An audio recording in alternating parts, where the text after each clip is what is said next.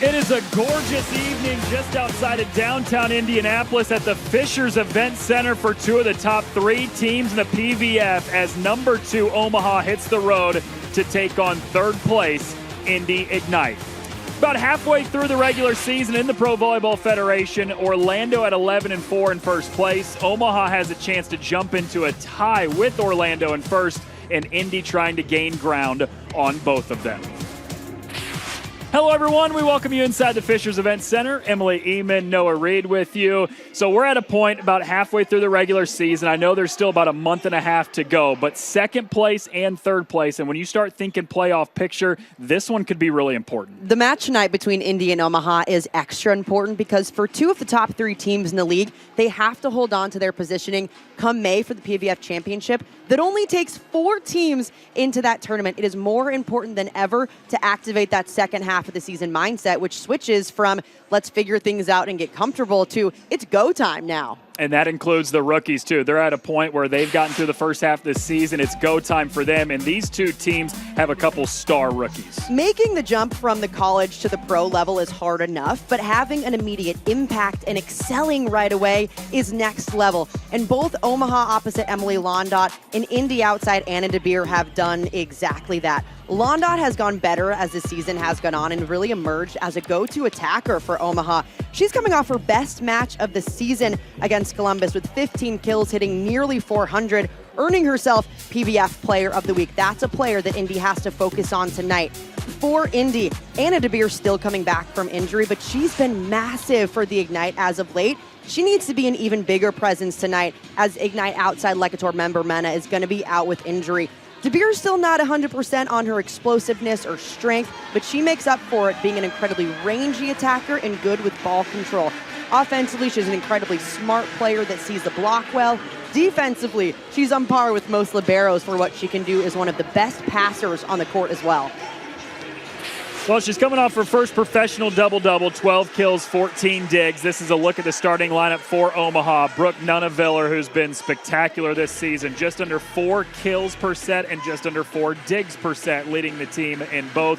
Nati Valentine Anderson is the setter in her 17th season as a pro. And on the other side for the Indy Ignite, they've got the top setter statistically in the PVF in Sydney Hilly, who's her second year in the PVF after winning a championship with this Omaha team a season ago. And Ajani Teeler has to be even that much better, Emily, because like you mentioned just moments ago, Lekator member Mena out again with an injury. Indy's had multiple players out at pretty much feels like every single game the entire season. We only got one match with Lekator member Mena and Anna DeBeer healthy. A player like Ajani Teeler on the right side has to be big from here on out for Indy to score points at a higher clip. Omaha has beaten Indy in both of the first 2 meetings this season, and they were both sweeps, 6-0 in terms of sets. Omaha has dominated Indy this season and handed the Ignite their only loss in this building this season, as the Ignite are 6-1 at home this season.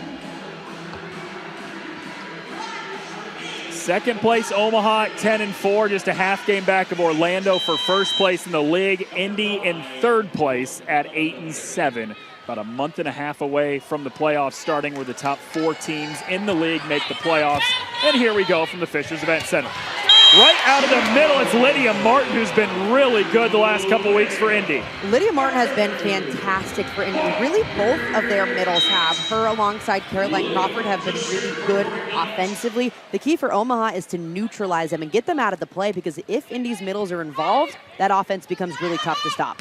Weren't getting a whole lot of production from them early in the season, but the middles have gotten a lot better. That's Crawford, one of them, who has the block for the Ignite. And Coach George Padgett early on in the season talked to us about how his middles are very young and they're all very defensive-minded. The offense was still catching up. Now, halfway through the season, their offense is there. All of the middles for the Ignite are rookies this season, so they're still trying to figure it out a little bit. NVA back row set. Nunneviller scooped up by Martin. Anna DeBeer on the near pin. Nunneviller's there again on the dive. Londot, the current player of the week in the league. Overpass right back to her. Reagan Cooper. Martin slides down to a knee to play it. Johnny Teeler on the far pin goes off the antenna. It's the first point of the night for Omaha. Defense is going to be really big tonight in terms of can you dig in the backcourt. Both Indy and Omaha are very good defensively back there, so it might come down to who can outlast who during rallies. And both teams average just under 17 digs per set. That's second and third, respectively, in the PVF. And an insanely high number. Yes. A lot of defense on both sides. Cooper dug up. That's Elena Scott, the libero. Back set, and that's a back row touch for Nina Chaich for her first kill. Nina Chaich went in for Member Mena when she went out during their matchup against Atlanta, and we've seen her go off during this season, but she has to especially step up tonight, knowing that Member Mena's out again and she needs to get some production against a really good Omaha team. Had just 4 kills over 2+ sets against Atlanta on Sunday, but you've mentioned it, she's gone off at times this season. A few matches with 19 kills this season. NVA goes to Cooper, upped by Teeler. DeBeer goes cross-court for the kill. Anna DeBeer missed the first 10 matches of the season with an ankle injury, and she's slowly been getting that explosiveness back. That was a perfect example of kind of that vintage DeBeer that we saw during her 5 seasons at Louisville. Just always so explosive and powerful. The last match we did together, Emily, was the first time she had played all season, but it was only to come in to serve a few times. So the first time that she's really been a full go, and that's good news for Indy. Coach Patton says she's not 100%, but she looks pretty good to me out there. That strength, you still have to work back from being off for so long. But she looks pretty good. She's jumping high. She's seeing the court really well, and she's making up for that maybe lack of not jumping as high with a rangy and explosive arm. Yeah, George Padgett said she has another 2, maybe 3 weeks before she's 100%. Emily Londot fires it through the middle for a kill. This is one of the reasons why the PVF has been so fun to watch this season, because so many rookies coming out of college playing essentially back-to-back seasons have really excelled in their first season, and Emily Londot for Omaha has been a perfect example of that. 5 kills per set in that 3-set win over Columbus last week that earned her the Player of the Week in the PVF.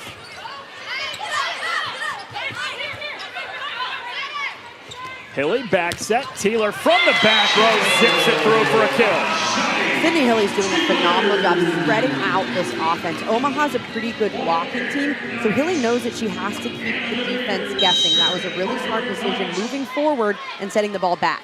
Well, she's so good at once there is a hot hand, she'll continue to ride that hot hand. But until then, you're right. I mean, the balance that she's able to spread it out is fantastic. And it helps when she's got great passing that gets her at the net, so she's able to do that. Dug up. Scott chases down. Free ball from Hilly. Omaha with a chance in system. Valentine Anderson goes to the middle, and it's a point for Omaha. Caitlin Hord's first kill out of the middle. Both Indy and Omaha are really interesting because when they get their middles going, it's very tough to stop. Caitlin Hord and Kayla Caffey are phenomenal for the Supernovas in that sense of just being really efficient.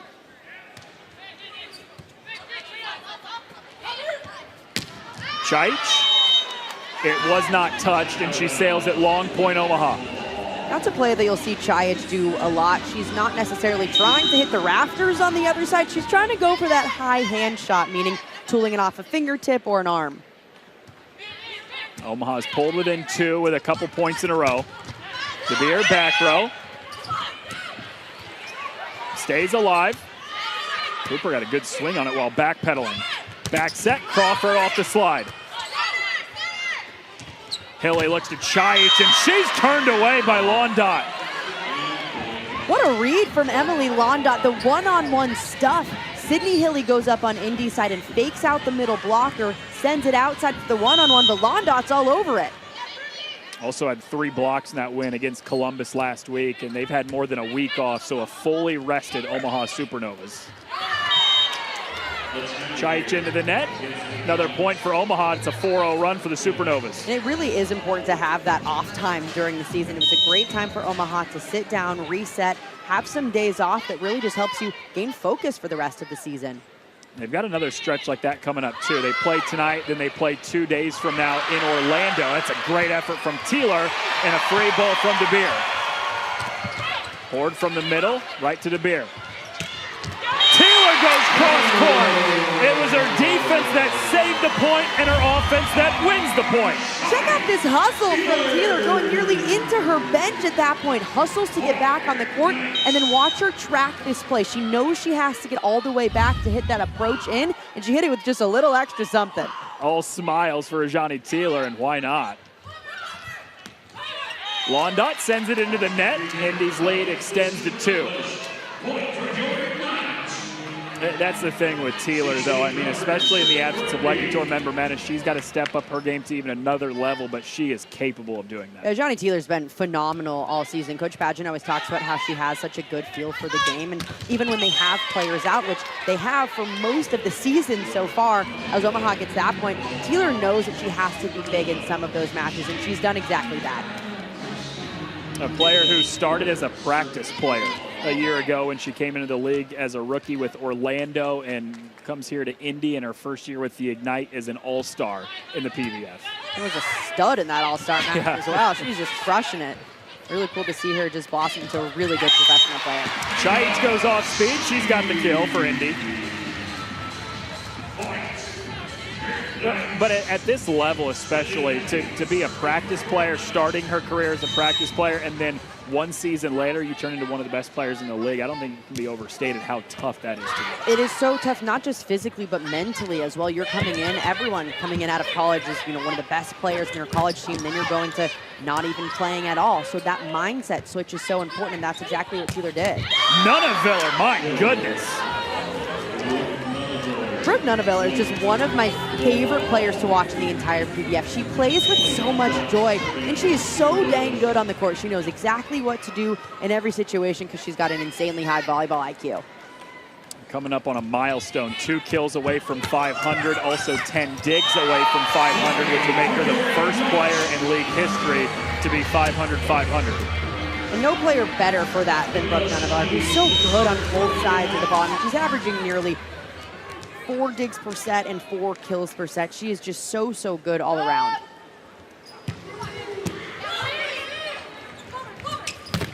Nunneviller turned away this time. It's Martin and Taylor who combined for the block for the Ignite. Really good finish from Martin on that block. Taylor set it up really well, taking away the cross court, and Martin gets those hands there at the last second to close it up. Indy team that's not necessarily known for blocks in the bottom half of the league in blocks per set this season, but a couple already in the early going of set 1. Back set, Londot from the back row, buries it in the corner for the kill. Omaha's offense is so tough to stop because they run a lot of cross patterns. So in this rotation, they actually have a middle going on a slide right behind the setter. And then you have Londot in the back row also behind the setter. 2 hitters in the same zone. It's really difficult to tell who's going to get set and who to go up with. Is the whole point of that just create a little confusion with some misdirection? Creating chaos because you have no idea who's going to get set because the ball's in the same zone and almost in the same spot. So Johnny Teeler with the kill for Indy pushes the lead back up to 3. Johnny Teeler having herself a little bit of a night so far. Omaha has to do a better job taking away that cross-court shot, which is what Teeler likes to hit. A couple kills, a couple digs for Teeler. The serve goes into the net.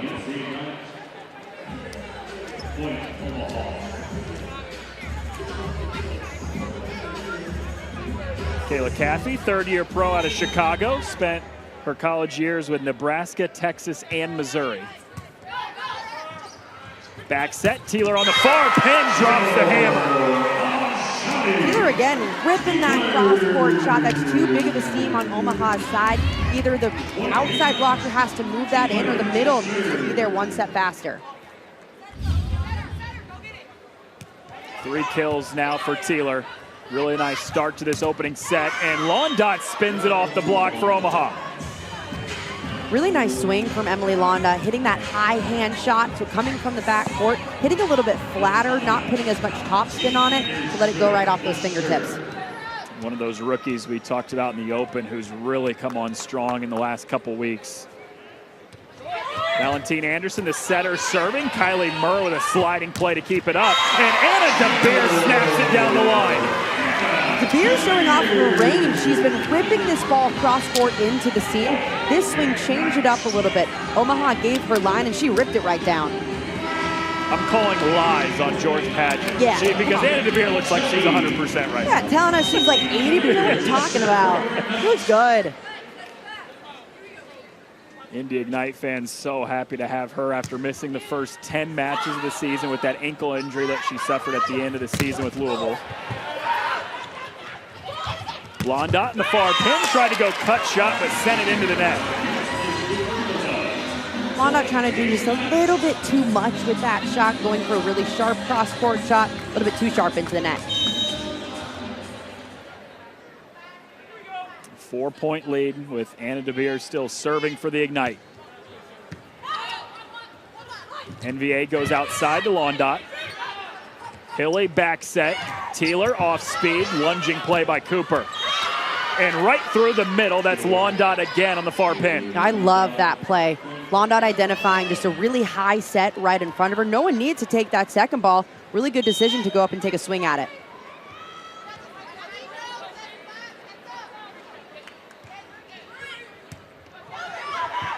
Overpass, and it's drilled through by Caitlin Horde. Putting that ball away is exactly what needs to happen if you're a front row player and you are gifted that overpass. You have to be locked and loaded up front. Horde did a good job putting that one down. A couple in a row for Omaha after Indy jumped out to a 4-point lead. Crawford from the middle, point Indy. Perfect pass, leads to that middle attack. Really smart decision from Sydney Hilly, getting the middle established again as she had gone away from them and really got a little bit pin heavy. Really nice start for the Indy Ignite here in set one, up 16-13 on Omaha.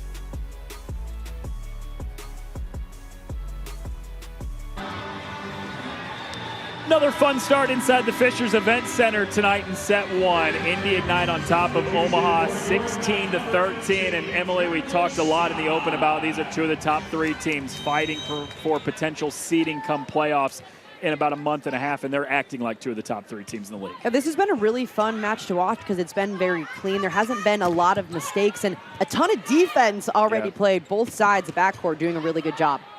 Cooper slides down to a knee for the dig, and Londot turns it into a point as she spins it off the block. Londot again going for that high hand shot. Indy's block needs to be a little bit more disciplined and go low and over rather than high. That is already 5 kills for Emily Londot in this first set. That is what she averaged against Columbus last week in the 3-set sweep as well. It's been really interesting for Omaha because a few weeks ago when Omaha was in town, we talked to their head coach, Bird Kuhn, and said, what do you need from your team? And she said more opposite production. From then on, that was Londot's first start, and she's been a massive difference for them. Teeler has the answer for Indy, but they've had about the same lineup for 3-4 weeks now where it's been really honed in on. They know exactly what the rotation is. The lineup hasn't changed, and that's been a large reason why Omaha's gone on this run that they have. And one of the biggest things that Coach Bird Kuhn wanted to see from her team was finding that competitive chemistry. Can we stay competitive, but can we also do it really well together? This group has found that. Cross-court shot there from Brooke Nunaviller for the Omaha points. They really struggled the first couple weeks of the season. Omaha did, and I say struggle by their standards, 2-2 to open the season, but since then they've won 8 of their last 10, including a couple matches against this Indy Ignite team as that serve goes long.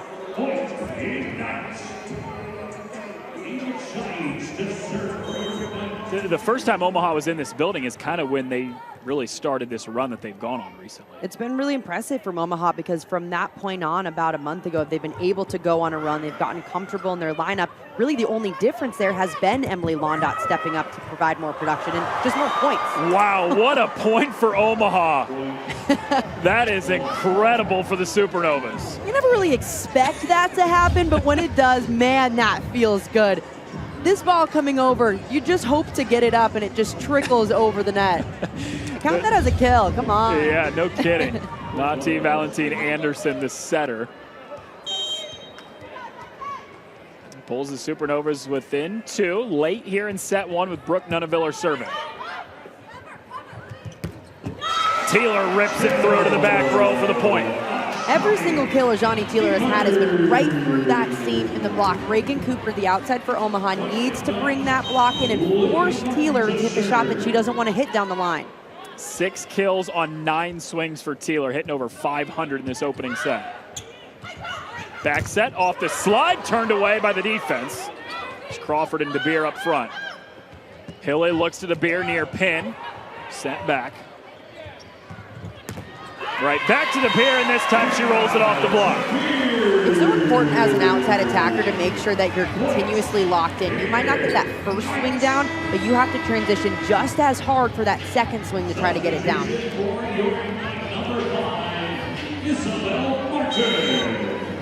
Isabel Martin comes in, Lydia Martin goes out, and it's Isabel who's serving for the Ignite up 2016. NVA goes to Nunaviller in the back row. DeBeer cannot quite find the corner, but it was tipped. Point Indy.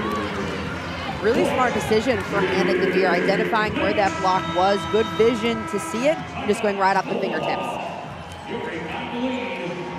Omaha takes a timeout, down 21-16, and Omaha, who has had Indy's number all season. They've played 6 sets between the two teams this season. Omaha has won all 6 of them, but it's Indy who's come out here in set 1 trying to make a statement. Indy's starting off really strong, really in all areas of the game. They're serving Omaha pretty tough. They haven't had too much middle involvement on the Supernovas side.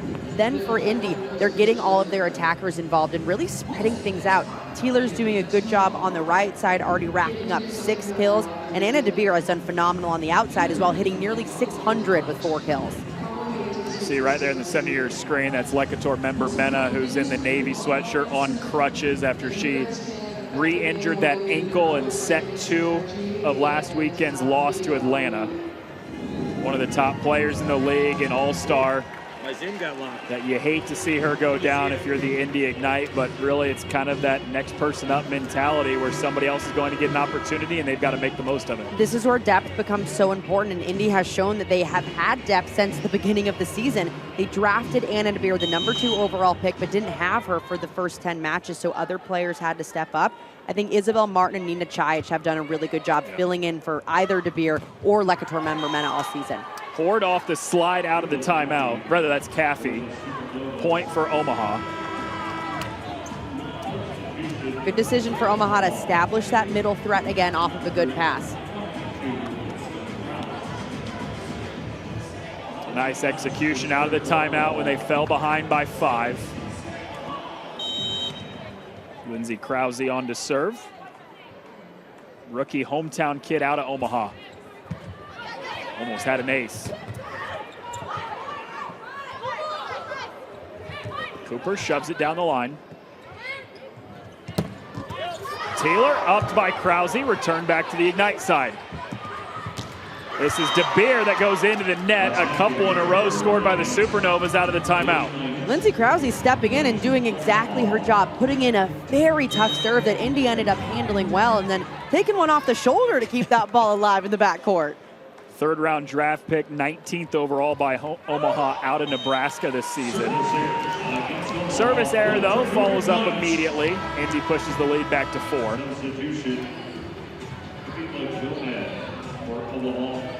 Johnny Teeler serving for your Ignite. Johnny Teeler back behind the service line. A 19-kill, 15-dig performance last Sunday against Atlanta. Hille goes to DeBeer. That's upped by Gomez Libero. Londot zips it through the defense, and Elena Scott got a hand on it, but that's about it. Point Omaha. Both Liberos going after it in the backcourt in really good positions to make plays off of these balls. Camila Gomez, the libero for Omaha, doing a phenomenal job, not just getting that ball up, but putting it in a position to then run the offense for NVA. 5th-year pro from Colombia. Spent a couple years at Texas A&M, won 2 JUCO national titles as well. Teeler cross court, plants it on the line for the kill. Johnny Teeler, 7 kills in this set alone, doing such a good job ripping that cross-court shot time and time again. This one going a little bit sharper toward that sideline. Planted it right on the line for the kill.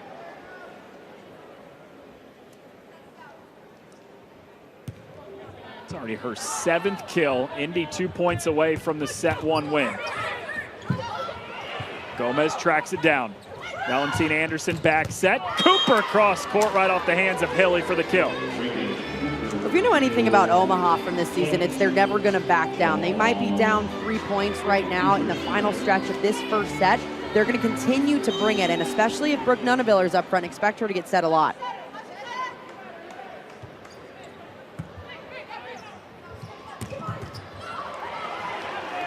Point Indy, set point for the Ignite, up 24-20. Really nice decision from Hilly, getting that middle attack going in the first moment.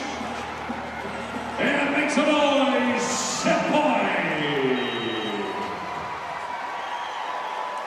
Fans with their feet inside the Fishers Event Center. 4 set points for the Ignite to work with. Chaich off speed. Set from Gomez. Long dot, pushes it long, no touch, point Indy, and set to Indy. That's a statement set win for Indy, who at that point had lost 6 consecutive sets to Omaha. Wondering if we might get a challenge. I think we are. From Bird Kuhn, the head coach of Omaha. Trying to see if this ball was touched. Ooh, I think it might have been. Based on this look, the pinky. Yeah, I think so, yeah. And there's the overturn.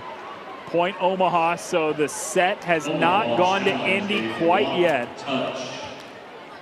Point Supernovas, and instead of a 25-20 win for Indy, it's still 24-21.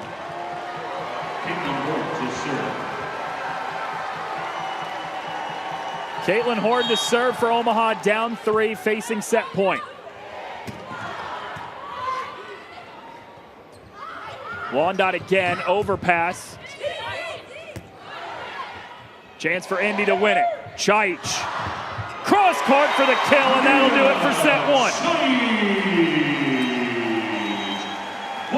Really good answer for Indy, losing that challenge and stepping up right away. It's a little bit questionable when that serve came over. It actually looked like it was before the whistle. Padgett might have had a few things to say about that, but it doesn't matter. That's exactly what Indy needed to do to put it down. Well, after losing the first 6 sets of the season to Omaha, the Indy Ignite takes set 1 tonight against the Supernovas. Lights it up. The Indy Ignite are taking over with nonstop action, athleticism, and an experience you will never forget. Indiana's first ever professional women's volleyball team is lighting up the Fishers Event Center this season. Tickets are on sale now and going fast. Join the fan firestorm in supporting these unbelievable female athletes and creating memories you won't forget. Get your tickets at indyignitevb.com today. Get ready, Novas Nation. On Sunday, March 22nd, the Supernovas will light up the court as they face off against the Indy Ignite. Join the electric atmosphere, witness heart-stopping plays, and see your Supernovas battle for victory. Don't wait until it's too late. Seats are filling fast, and you won't want to miss this world-class matchup. Be a part of the world's leading pro volleyball fan base. Secure your tickets now at supernovas.com.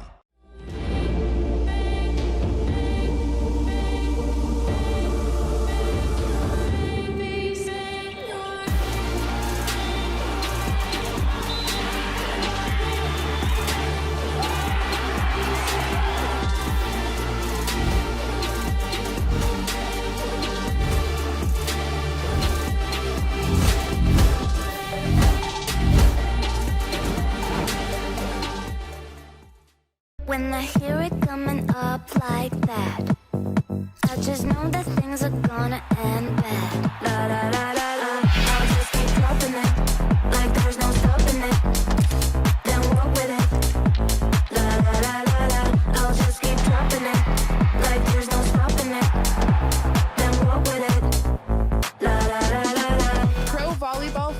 Federation Season 2.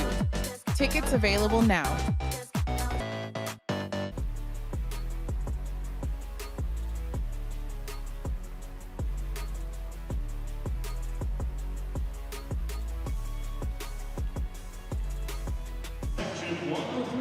Set one tonight goes to the Indy Ignite over the Omaha Supernovas after they had lost all 6 sets that they had played in against Omaha to this point this season. It felt like one of those, we were talking about this morning, Emily, but it felt like Omaha has just had Indy's number this season no matter what. But that's a great response in set one to open this match for Indy. Really good response from Indy and clearly making those necessary adjustments that they needed to based on the first 2 matchups. When the outsides, Brooke Nunaville and Reagan Cooper, went off against Indy.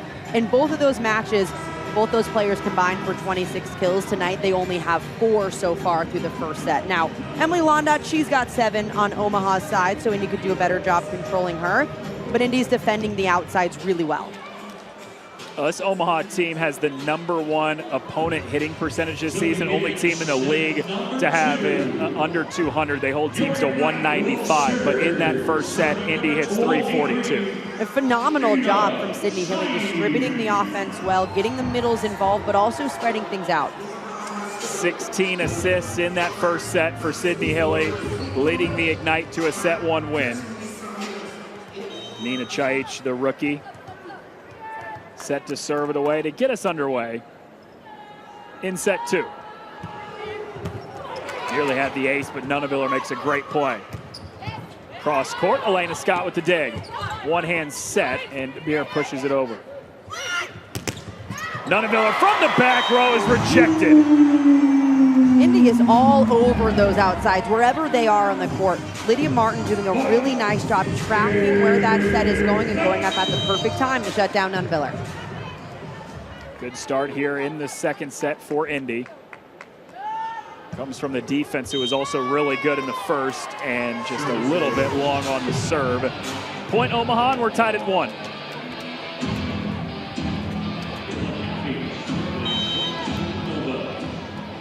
Just out. Gosh, I mean, as close as it can get.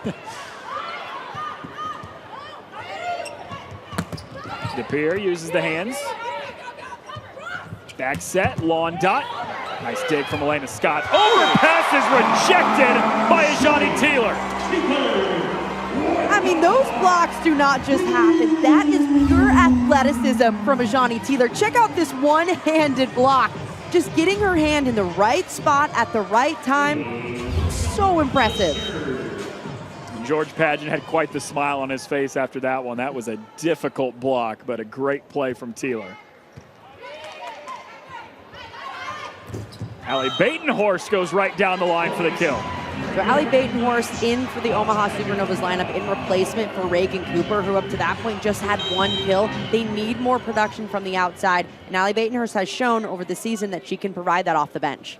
Has not played the last 4 matches and hasn't played 7 of the last 8, so was playing quite a bit early in the season, but the playing time limited over the last few weeks for Allie Batenhorst. Batenhorst, another rookie coming off of a season for USC where she led the team in kills, so we know she can be that formidable outside at a high level. Hilly back set. Taylor pops it up off the block. NBA sets to Batenhorst, finds the corner. Back-to-back points for Omaha have come from Allie Batenhorst. One of the reasons Batenhorst is such an effective attacker is because of her length. She's 6'5", she's got an incredibly high arm swing. She's matched up front with Ajani Taylor, who just stands at 5'9", so Batenhorst can go sheer over her. 3 years at Nebraska before that final season at USC, was national runner-up in one of those years with the Huskers. Indy's got a response from CeCe Crawford out of the middle. Sydney Hilly has done a really nice job feeling out who's the hot hand, but also knowing who to go to in what situations. And CeCe Crawford has done a really good job in serve reception, being really efficient. This time Hilly with a back set. Crawford on the slide, taps it over. What a return, but Crawford dumps it over on the overpass. What a play from Brooke Nunaviller on Omaha's side to keep that ball alive. CeCe Crawford, though, eating this one up. Check out the hustle right here from Brooke Nunaviller. Just throwing an arm at it. Really good ID, though, from Crawford, putting that one down easily. Yeah, That's fantastic from Nunaviller to even get that ball over. Crawford was in the right spot, though, and Indy's up 2. A little miscommunication along that front line. 4 touches there called on Omaha. Connection just a little bit off between Caitlin Horde and her setter there. Just overreaches a little bit.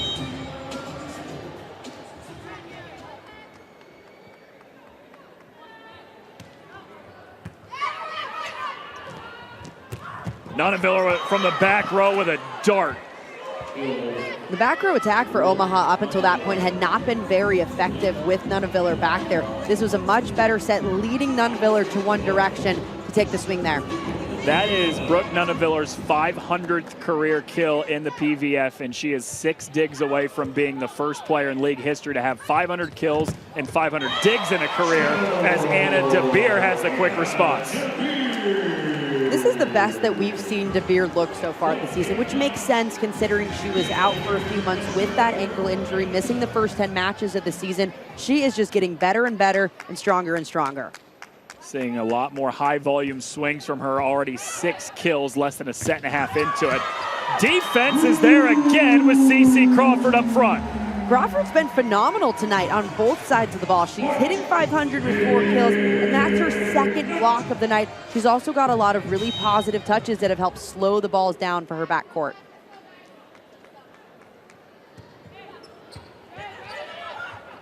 Valentine Anderson sets Nunaviller. Kill and the point for Omaha. Really pretty set from NBA on Omaha's side. Turns her back to the net because it's a really tight pass and is still able to manipulate her hands to get the ball in a position for Nunaviller to put down.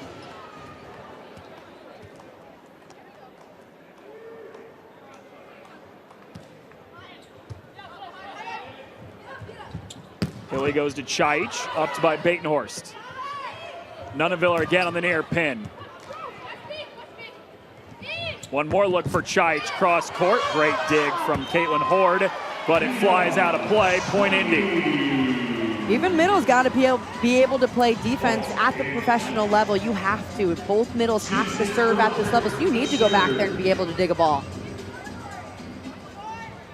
Here's CeCe Crawford, one of those middles, rotates back to serve. Back set, Londot, zips it long, point Indy. Londot with her bread and butter shot, trying to go for high hands, but Indy's block very disciplined, going low and over, not letting Londot hit them. She had 7 kills in the opening set, has not had any so far here in set 2. Go right back to her. Now she's got one. Squeezes it between the back row defenders, her 8th kill of the night. Really good vision for Emily Londot, seeing where the outside blocker was lined up and going right inside through the seam.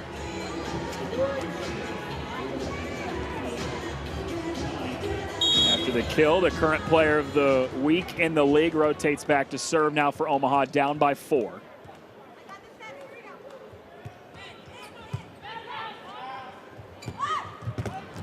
Chaich finds a seam in the block. More cross patterns happening on Indy's side. This time they bring the middle on a gap set, so further away from the setter, and the outside on a 2-ball right in front of the setter.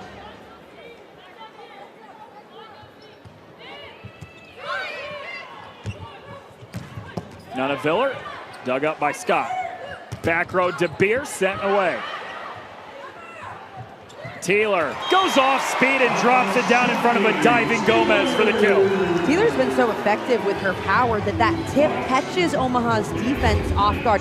Watch Taylor approach into this. She looks like she's going to take a massive swing, then right at the last second drops that elbow with the tip.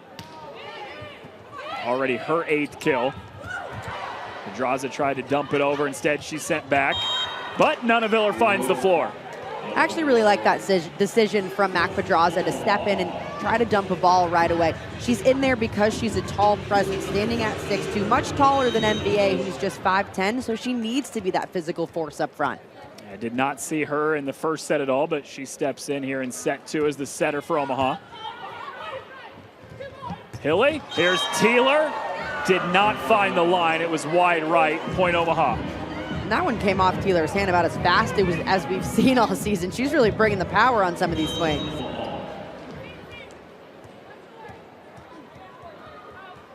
Still a 4-point lead for the Ignite, who are up 1-0 here at home.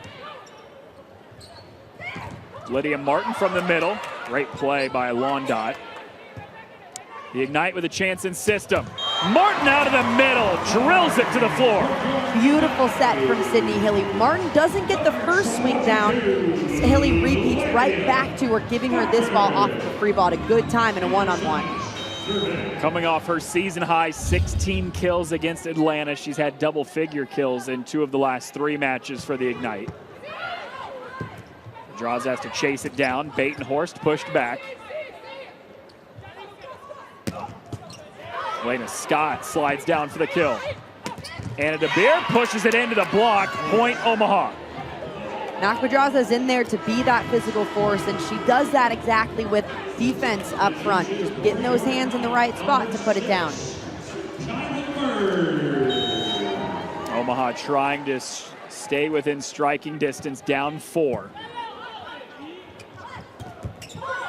Martin sent back. Back-to-back plays. The Omaha block has shown up for the point. Huge read up front for Caitlin Horde, seeing where that block, where that attacker was, and diving her hands right back inside. One of the best in the league. She averages a block per set on the season, does Caitlin Horde. Taylor sent back again. Taylor on the near pin, rips it through for the kill. Taylor is on one today, and she needed to step up as Lecator member Men has been out with injury. Indy really needed their pin attackers to do just a little bit better, get more production. That's exactly what Taylor's doing. She has been phenomenal all night. Match high 9 kills for Ajani Taylor. Serve slides out to the right, point Omaha.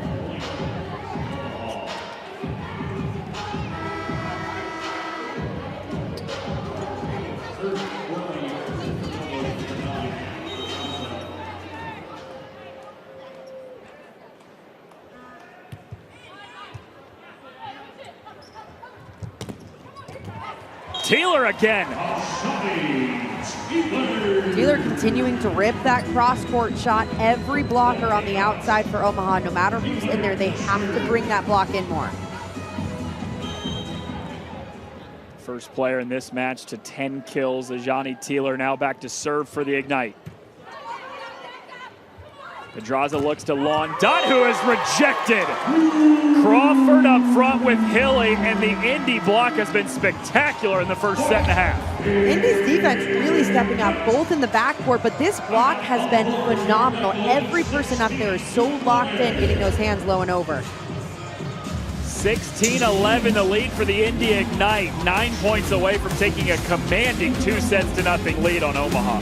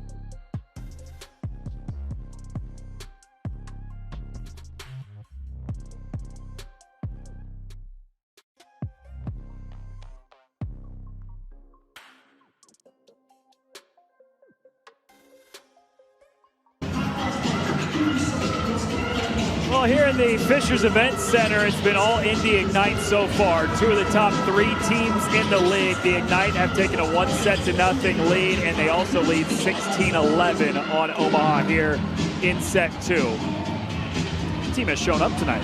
Yeah, Nisa really loving it too. Dancing the night away, girl.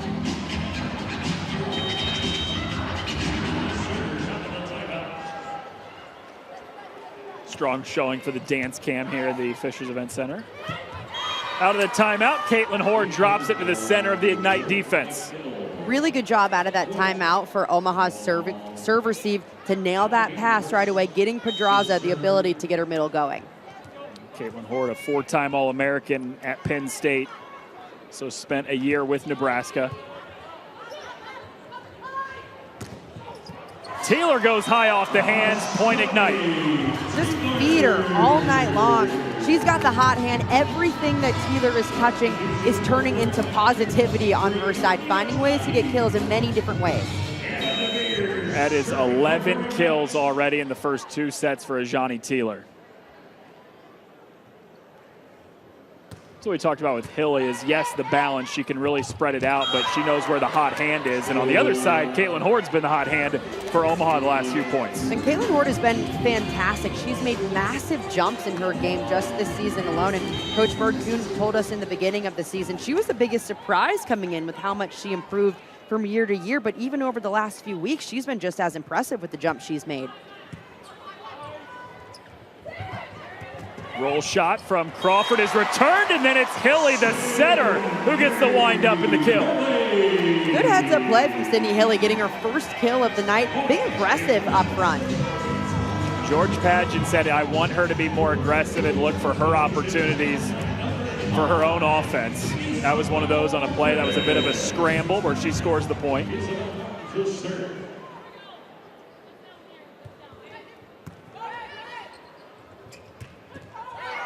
Quick response out of the middle that time. Kayla Caffey with the kill for Omaha. Over the last 5 points or so, Omaha's done a much better job getting their middle attack going right in front of the setter.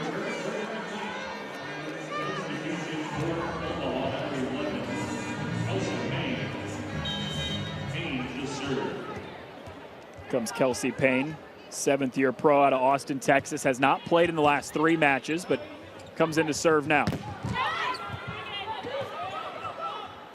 Back set, Taylor drills it right through once again. She's been unstoppable. It's a perfect example of Taylor showing off her range. That's the first kill that we've seen from Taylor down the line. Omaha brought the block in. Taylor still finds a way to put it down. 7 kills in the first set, 5 more here in the second. She's got a match-high 12. Off the slide, Caffey too strong, but it was off the tip of the block, point Omaha. Omaha really attacking the edges of Indy's block well. Because the Ignite have done a good job shutting down Omaha, they've had to make that adjustment to hit the edges. Pulls them within 4, trying to make a late push and even it at a set apiece. Good up. Hilly chases it down, tried to push it into the corner, but it's a little bit too long, point Omaha. Smart decision from Hilly to try to catch the defense off guard and push one to the corner, just slightly off on that execution.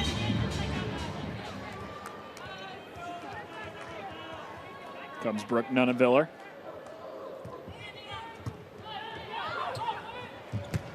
Out of the middle, Lydia Martin, look out. The jumps that Lydia Martin has made from the beginning of the season until now have been so impressive. She earned a starting spot on this team after not having played too much in the beginning of the season, and now Martin's dominating. Yeah, she wasn't even really a part of the rotation the first couple weeks of the season for the Ignite. Now she's been one of the better players in the last couple weeks. Dumped over by Hilly, great play from Payne. Joust is poked down on the side of Omaha by Lydia Martin. Indy's front line have done a really nice job tonight with those heads-up plays. If the ball is right at the top of the tape, they're being so aggressive to put it down. Chance to close out set 2 and make this a 2-0 lead for the Ignite on their home floor. Pedraza with the dump, great play from Scott. Batenhorst, Chaich lunges for the dig. Batenhorst again. Taylor with a chance on the near pin, rips it down the line for the kill. What a kill and what a set. Elena Scott pushing Taylor all the way out to the pin. Here's that line shot again. Look at where the block is set up. So much line for Taylor to hit. She sees it and slams it down. Omaha's head coach Bird told us that she doesn't like calling timeouts too often, but I think you're in a position here where you kind of had to, the way Indy's playing right now. They're playing phenomenally. It's really every facet of the game. All players are going off. It looks like Indy's offense right now cannot be stopped. So yeah, Bird Kuhn had to call a timeout because they got to figure some things out on their side. George Pageant has yet to take a timeout tonight. He hasn't had to. His team has led the entire way tonight. Up 22-16. They've got a chance with 3 more points to take a commanding 2-0 lead against a team that, quite frankly, has dominated them in the first 2 matches they played against each other this season. That's why the PVF is so much fun to watch, because each team plays the other team 4 times. You get so many opportunities and a chance at teams that might have beat you early on in the season, but you also have a lot of film to watch them. Okay, what did they do a few weeks ago? Maybe what did they do a few days ago? And you can make those necessary adjustments. Well, and these two played each other about a week and a half ago. They play tonight, and then they play each other in another week next Saturday. So you're in a span where you're about to play each other 3 times in the span of about a month. It'll be really interesting, too, for Indy. They've had different lineups every time that they've played Omaha as well. Nunneveller from the back row. Spins it off the block. Returned by Martin. Every player on the Ignite side is so laser focused, especially on those 50-50 balls. The front line is dialed in.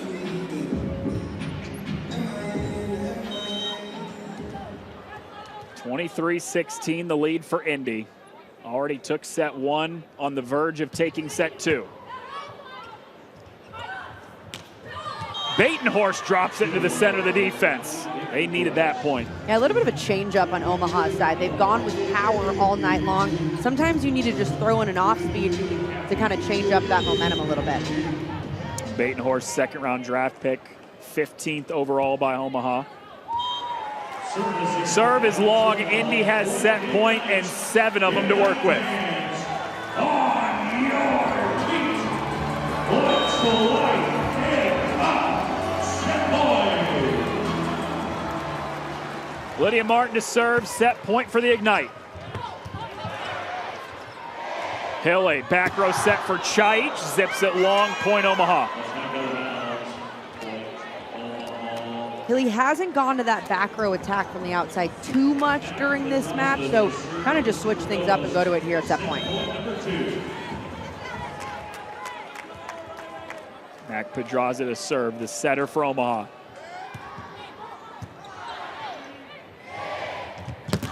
Anna DeBeer.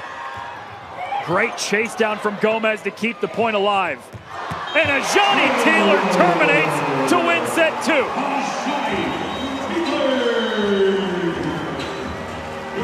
Indy with so much momentum headed into this 3rd set. Ajani Taylor has put the team on her back right now, hitting well above 500, doing a phenomenal job leading the squad. What a dominant first couple sets for Ajani Taylor, who now has 14 kills on just 22 swings. And she has given Indy a 2-0 lead. I mean, this team has looked phenomenal through the first 2 sets. And Indy's doing a really nice job putting so much pressure on the Supernovas. Omaha right now just hitting 129, so that defense is really showing up for Indy. Well, the Indy Ignite have taken a 2-0 lead. We welcome in George Pageant, the head coach of Indy. Coach, Ajani Taylor, 14 kills on 22 swings. When she gets into a zone that she's in right now, how difficult is she to defend? Pretty difficult. I don't want to talk about it. I don't want to jinx it. We're halfway there. You know, we gotta finish games out, but she is a special player. We love having her, that's for sure. Coach, what's been the difference this time around against the team that had won 6 consecutive sets against you guys? Cleaner. We're better at the service line, better reception, and we're playing great defense right now. Coach, I think you might have lied to us this morning because Anna DeBeer looks pretty close to 100%. It's getting there. I'll take every piece of it. Maybe I'll just slow play everybody and say 80% for the rest of the year. Coach, thanks for your time. Good luck the rest of the way. Thank you guys.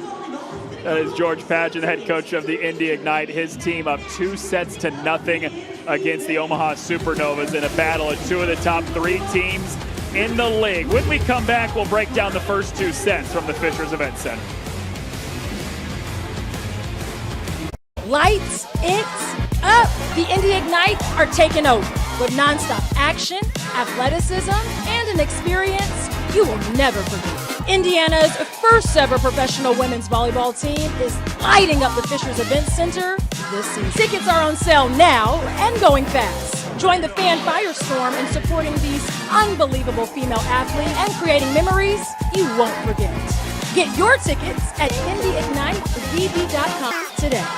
Get ready, Novas Nation. On Sunday, March 22nd, the Supernovas will light up the court as they face off against the Indy Ignite. Join the electric atmosphere, witness heart-stopping plays, and see your Supernovas battle for victory. Don't wait until it's too late. Seats are filling fast, and you won't want to miss this world-class matchup. Be a part of the world's leading pro volleyball fan base. Secure your tickets now at supernovas.com.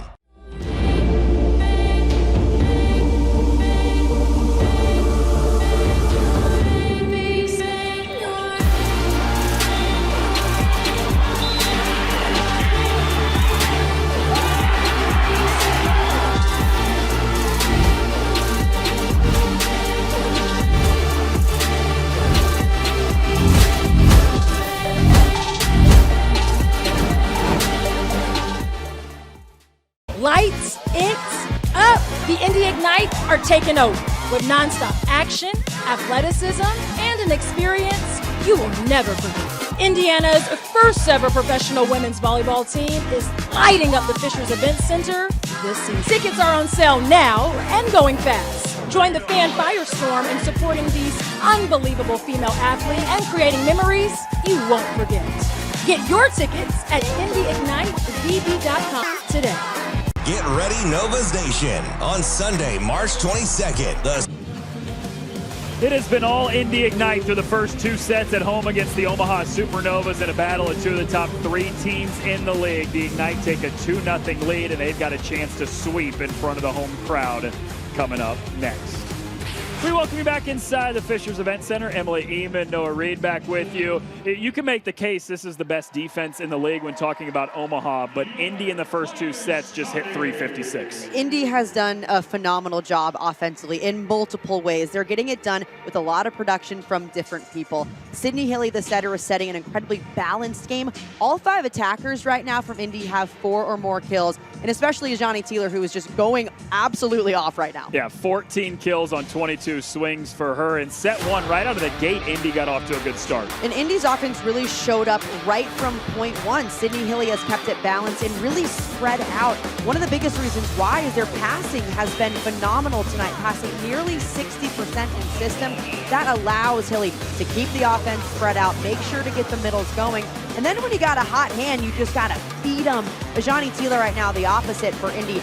14 kills on 22 swings, hitting nearly 550. She has been phenomenal. 7 kills in each of the first 2 sets.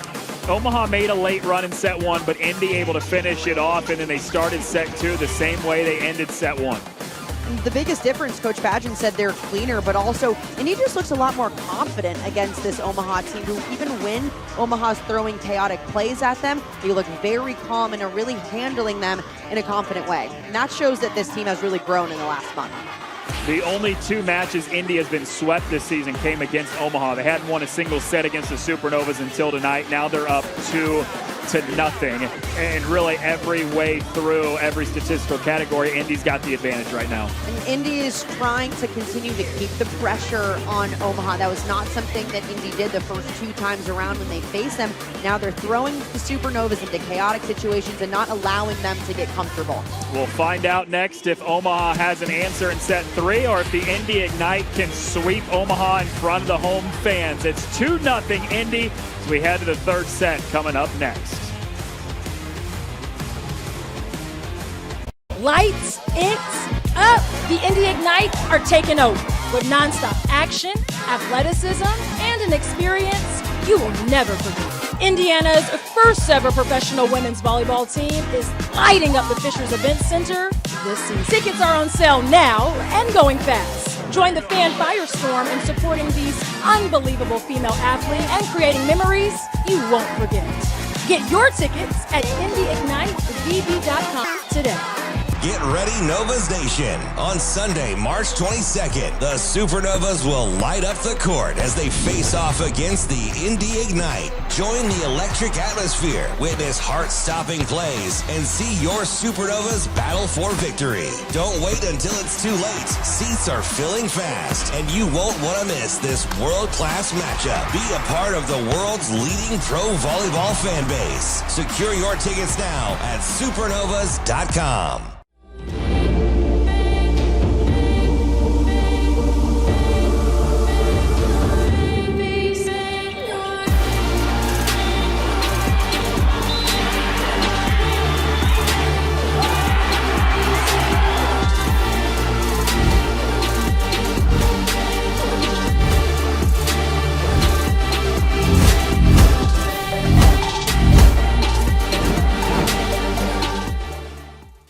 Lights, it's up! The Indy Ignite are taking over with nonstop action, athleticism, and an experience you will never forget. Indiana's first ever professional women's volleyball team is lighting up the Fishers Event Center this season. Tickets are on sale now and going fast. Join the fan firestorm in supporting these unbelievable female athletes and creating memories you won't forget.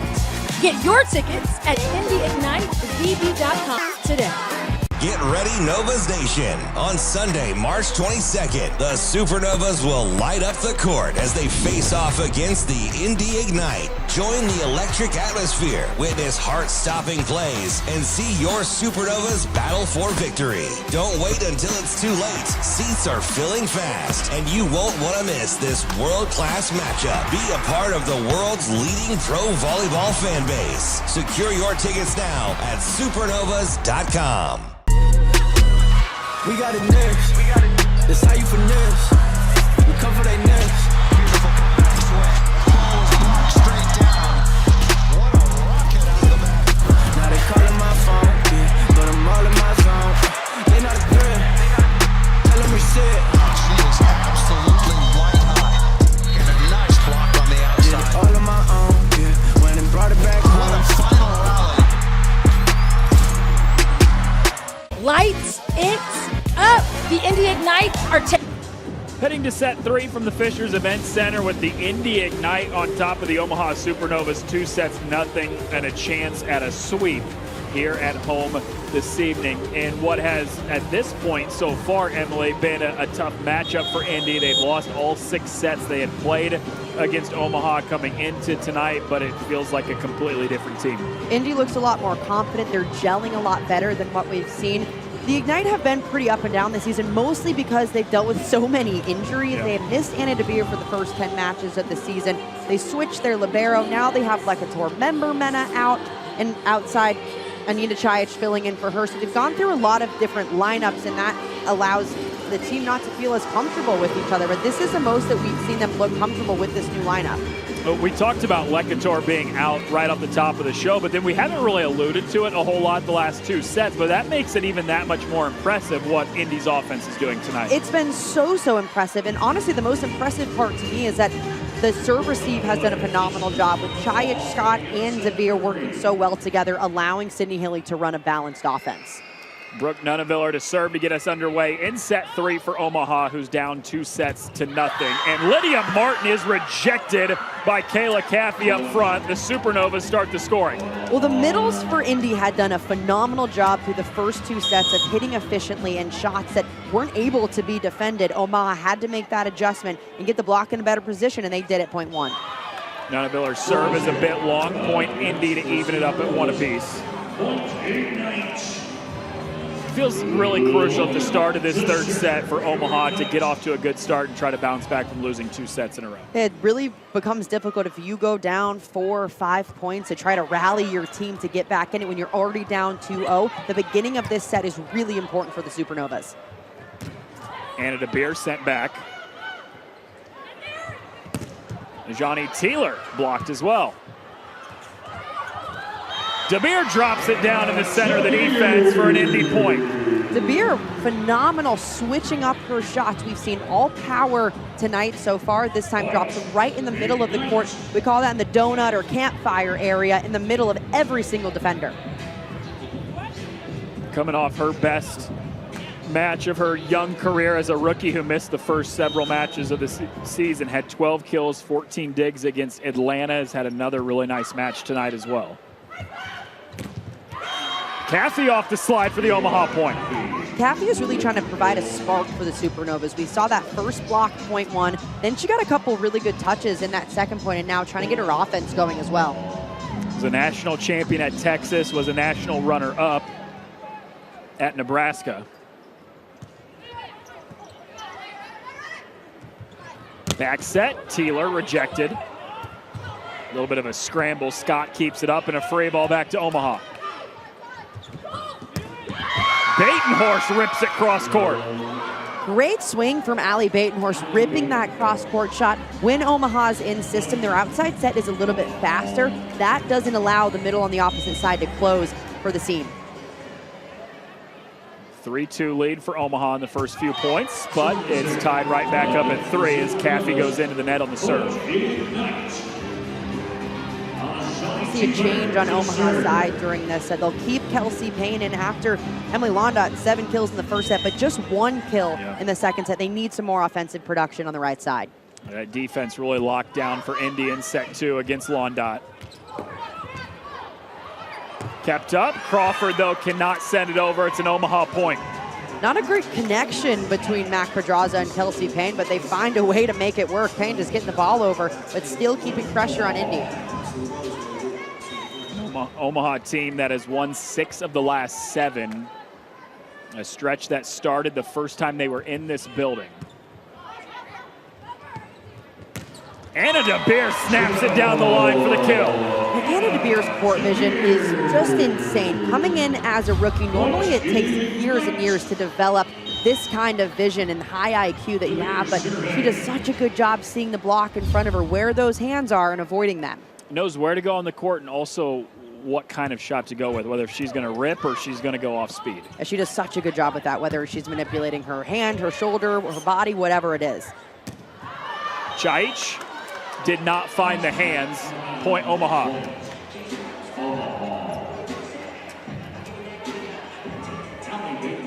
The serve for the Supernova. 5-4 lead for Omaha. Allie Batenhorst back to serve for the Supernovas. Hilly back set. Teeler goes into the net, and it's blocked back for the Omaha point. All of a sudden, Omaha's getting just a little bit more momentum on their side, but more so due to errors on Indy's side. The Ignite have to play just a little bit cleaner from here on out. Feels like a much rejuvenated team for Omaha to open this third set. The slide for Crawford, plants it in the corner for the kill. Indy doesn't run too many slide attacks with CeCe Crawford, but when they do, they're insanely effective. Really great shot from Crawford right to the back corner. 5 kills on 10 swings, hitting .500 for Crawford, who you think about more defensively first than offensively. Flies over and out of play on the dig attempt from Teeler. Omaha scores. Supernovas definitely needed a lot more outside projection from both of their left sides, and Brooke Nuneville are trying to provide that spark for Omaha. Had a couple kills really early in set 1, but then went pretty quiet from there.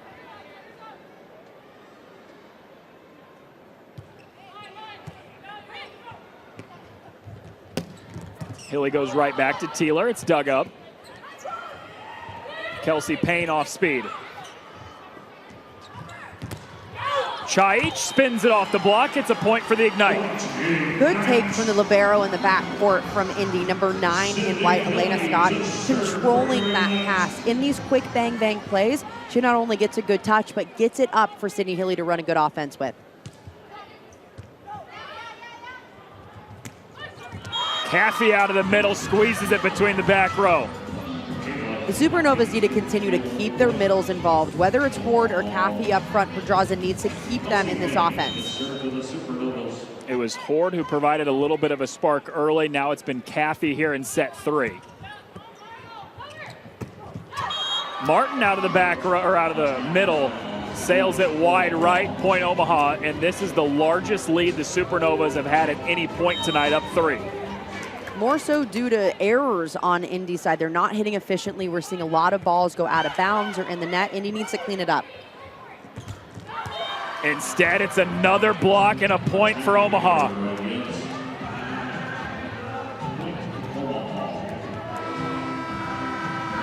A dominant first 2 sets for Indy, but it's been all Omaha to start the third, and George Pageant takes a timeout with his team down 10-6. The biggest thing that he told us after the second set was he liked the way his team was playing incredibly clean. This looks like a different team than what we saw during the first 2 sets.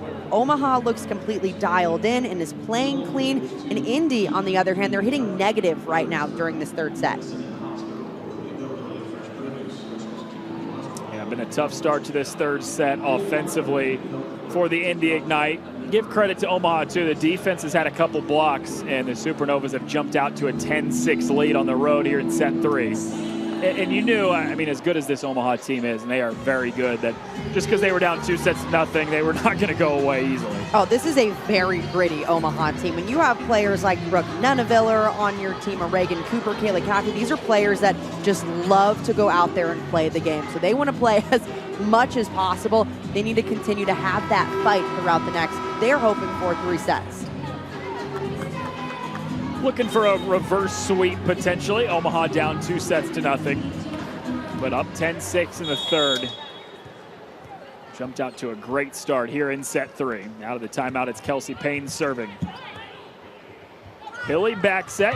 Teeler goes roll shot. Gomez is there. Pedraza stuffed away on the dump attempt. Point Ignite. Really good read from Lydia Martin. Smart decision for Pedraza to go up and dump this, but she's disguising it not that well. She's going up and showing that dump a little bit too early, so that gives the middle time to go up and shut it down.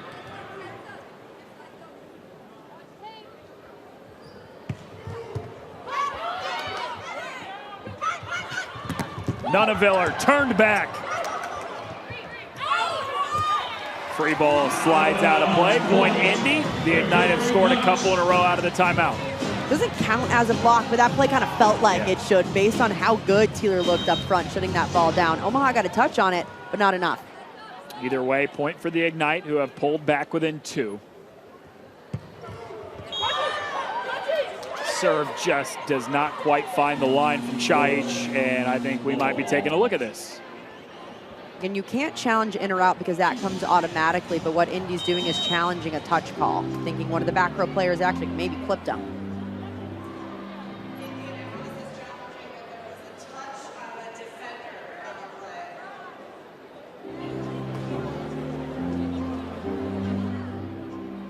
So if it touches any part of a player back there, hand, foot, jersey, hair, doesn't matter, that counts as a touch.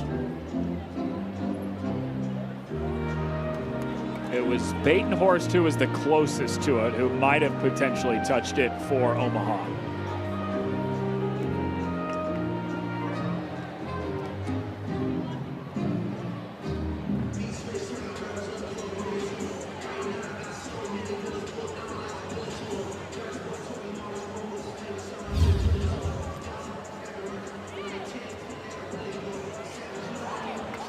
Tough to tell, but I don't think so. Now, based on that angle, it doesn't look like there's a touch. Oh, well, how quickly we are wrong. Well, there was. Overturned, point for Indy on the ace for Nina Chaich, her team leading 12th of the season. This is why we love the Bull Sticks cameras, because you cannot get anything by them. Yes. 3 straight for Indy out of the timeout. They pulled within a point. Another nice serve from Chaich. Batenhorst from the back row is rejected. Now Nuneviller on the pin. Roll shot, picked up.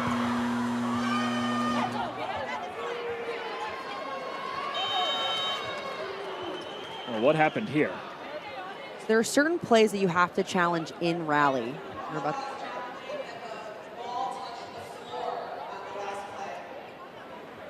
So if you're challenging whether a ball was up or touched the floor, you have to do it right after that play happens. It's not the same as college where you can do it after the fact. You have to do it during that play. So Omaha thinking that this tip off of Brooke Nuneviller actually hit the ground and not the hand of an Ignite defender. They're showing it on the Jumbotron here in the venue, and I think it looked like Anna DeBeer got her hand underneath that. DeBeer certainly thinks she got her hand underneath that. Well, of course. Here's a good look at it. That's a hand. Yeah, I think so too.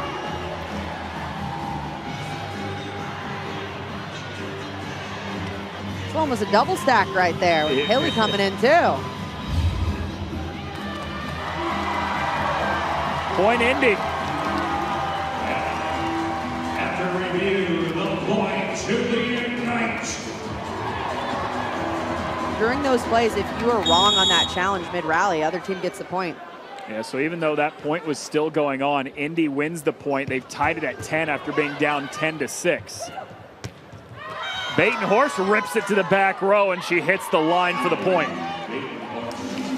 That was a massive answer for Omaha right there because it felt like Indy was getting a little bit of momentum, and it's really tough to stop in a building like this when you have thousands of fans in the stands. These fans can really change the course of a game.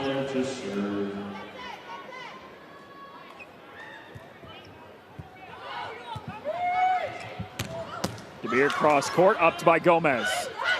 Here's Batenhorst, tight to the net. She's able to shove it off the block. Really nice adjustment midair by Batenhorst. On tight sets like that as an outside, there's only one thing you can do, and it's push it off the block. As a defender, if your hands are going up there, you have to be stronger and make sure that that outside can't use you. Indy scrambling. Still get a good swing for Taylor, but she's rejected. Batenhorst and Caffey combined for the block. Omaha's blocking has been phenomenal during this third set. Indy needs to keep these balls off the net just a little bit more so they're not hitting right down into it.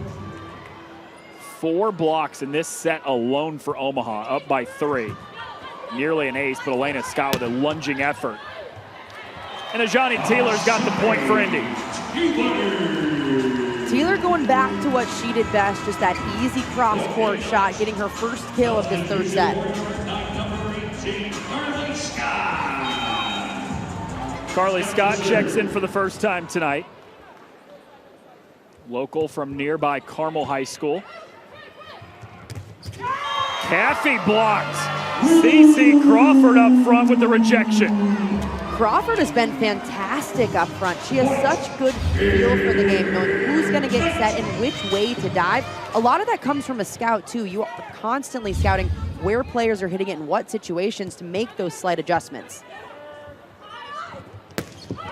Batenhorst cross court for the kill. She's got back-to-back points for Omaha. Batenhorst has been really effective for Omaha. That time going right over the block, that's what that length gets her.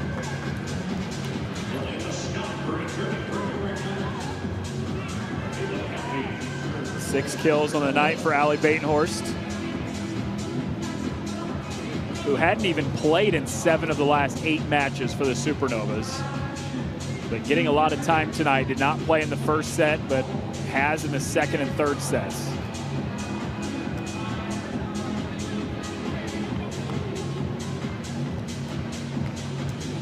Johnny Taylor getting, it's like a Band-Aid placed on that right thumb.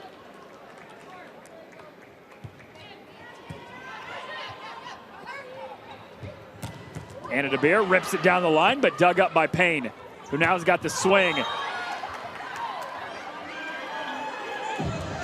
Did she hit the line? No signal yet.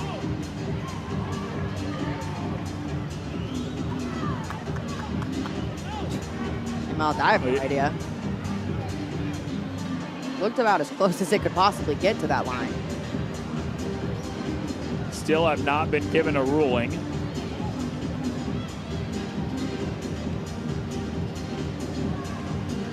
Now these in and out calls, they're automatic with the technology that we use. Well, it's called in point Omaha, and that's the correct call, right on the line.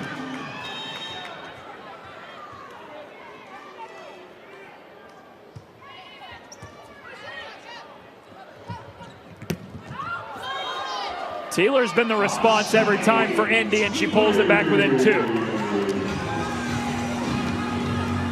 And it looks like we will see another challenge. Feels like we've seen about 14 of those in this set alone.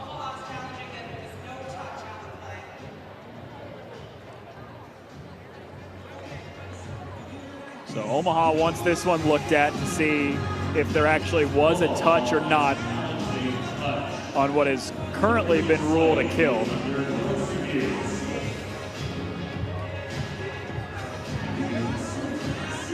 I think George Pageant is arguing that Omaha doesn't have a challenge left.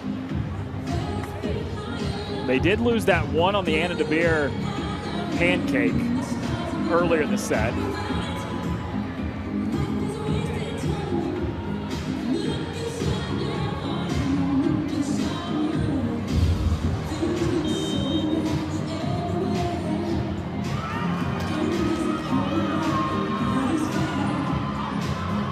They are saying no touch, so it's overruled, point Omaha. That's now a big swing in this game in terms of momentum. All of a sudden, Omaha now up 4 points here against Indy.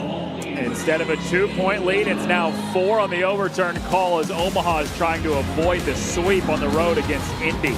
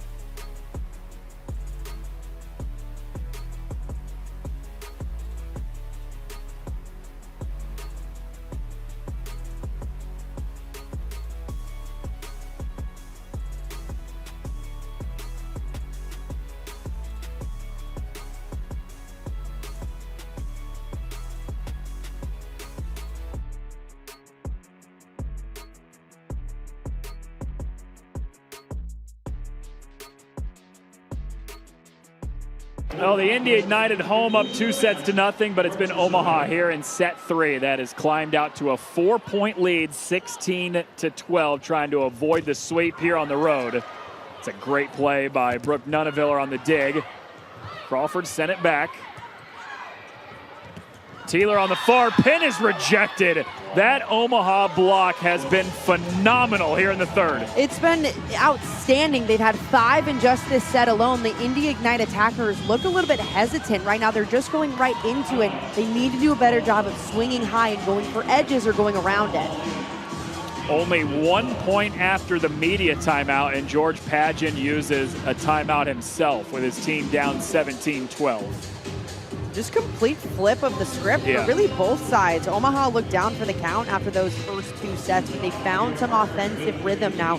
Here in this third, McPedraza is spreading out the offense a little bit better, getting everyone involved.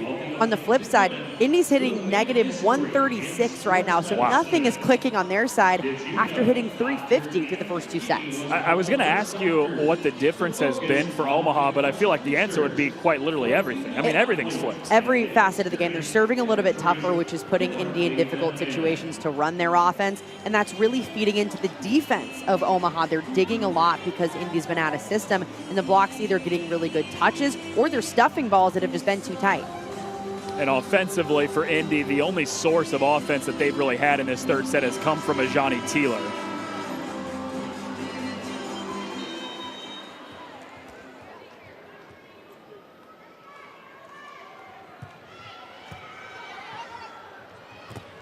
Crawford pushed back. Anna DeBeer, she tools the block, point Ignite. Big play for Anna DeBeer in a difficult situation. Chaos happening on Indy's side, a bit out of system. This ball comes faster, and she tools it off the block. Pulls Indy within 4 with Ajani Teeler back to serve. Overpass. Omaha's got a chance in system to take advantage. And they will with Horde off the slide, who shoots it cross court. Big transition play on Omaha's side. They haven't run the middle during transition too much this whole match. That's when it becomes really effective because it's really difficult to get 2 blockers up against the middle of attack during a rally. And number 20, Yuri Sway. Anise Havili checks in for Indy, the setter. Seeing time for the first time tonight, late in set 3. The serve is wide right. The service error gives the point to the Ignite. This is where Indy has to try to make their push. With DeBeer back on the service line, making sure to hit something really hard to force Omaha out of system. Down by 4, late stages of set 3.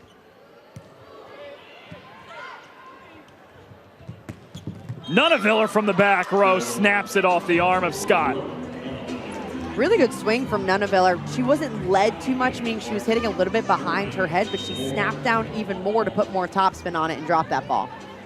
That is her 8th kill of the night, matches her with Emily Londot for most on Omaha.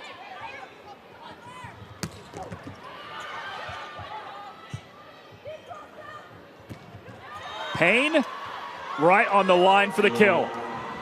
Kelsey Payne has been massive, stepping in for Emily Londot during the end of the second set and really here in this third, getting a spark that Omaha needed from the right side. 7th-year pro out of Kansas. She was with the Jayhawks when Bird was an assistant coach on that Kansas staff. Chaich goes off speed. Great play by Batenhorst. Nuneviller goes into the net, though, on the attack. Point Indy. That's one for Nuneviller you just got to shake off right away. Normally doesn't happen too much when she's hitting. Just shake it off and go to the next play. Get this pass.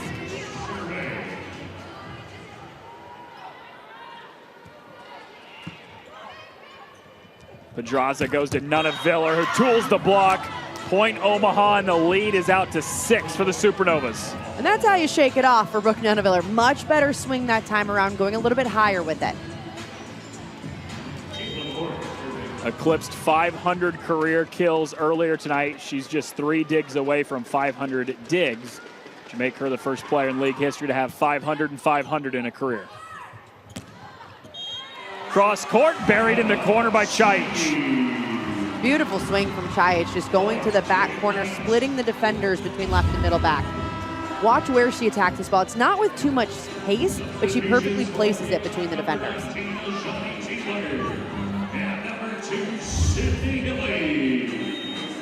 Sydney Hilly is back to serve, the setter for the Ignite.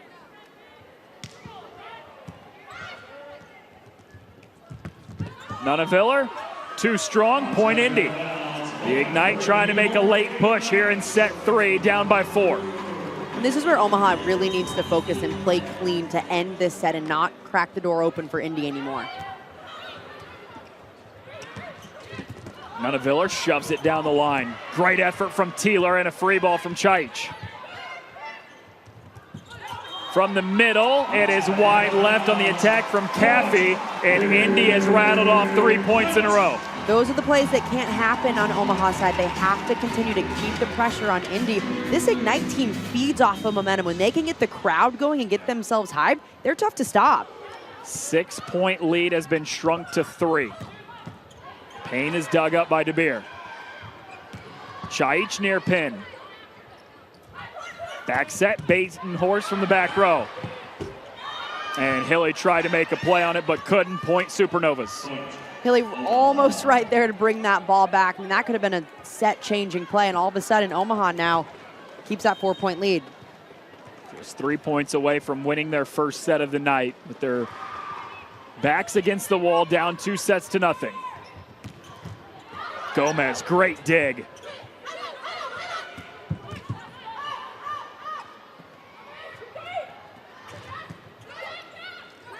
Pedraza the dump right to Chaich. Scott is there.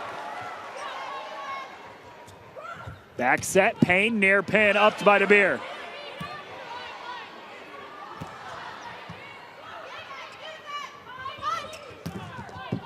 Longest rally we've seen tonight. And Lydia Martin terminates. She squeezes it through the back row. Lydia Martin has upped her game because of how hard she works. Watch her come down from this block, work her butt off to get off the net, and bring that momentum into the swing. That's exactly what you need to do as a middle blocker. Big point for the Ignite. See if they can use that here. Down 3. Instead, a service error from Chaich as it slides out to the right on the serve. Point Omaha.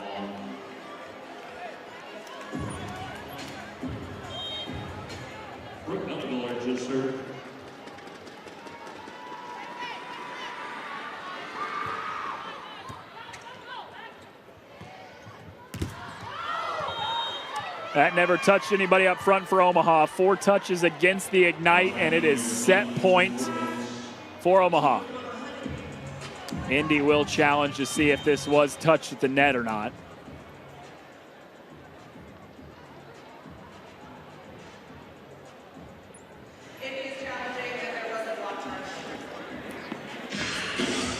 Your Ignite is challenging a touch. The previous play is under further review. Live, I didn't think so. I didn't think it was touched. I thought it was the right call on the floor, but we'll see. Definitely didn't look like a touch live. Based on this look. Looks like it might have touched Pedraz's arm. Yeah, it might have come on. It hits the tape first for sure, but yeah.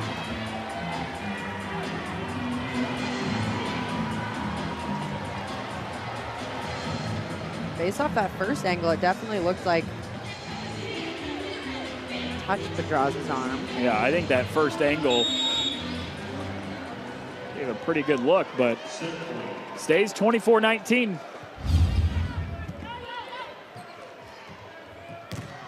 DeBeer rejected, and how fitting that the block wins this set for Omaha. Oh, hold on. Now it's set point. So it was ruled. It was ruled a block touch, which is a replay. Yes, there we go. Hey, she got that one.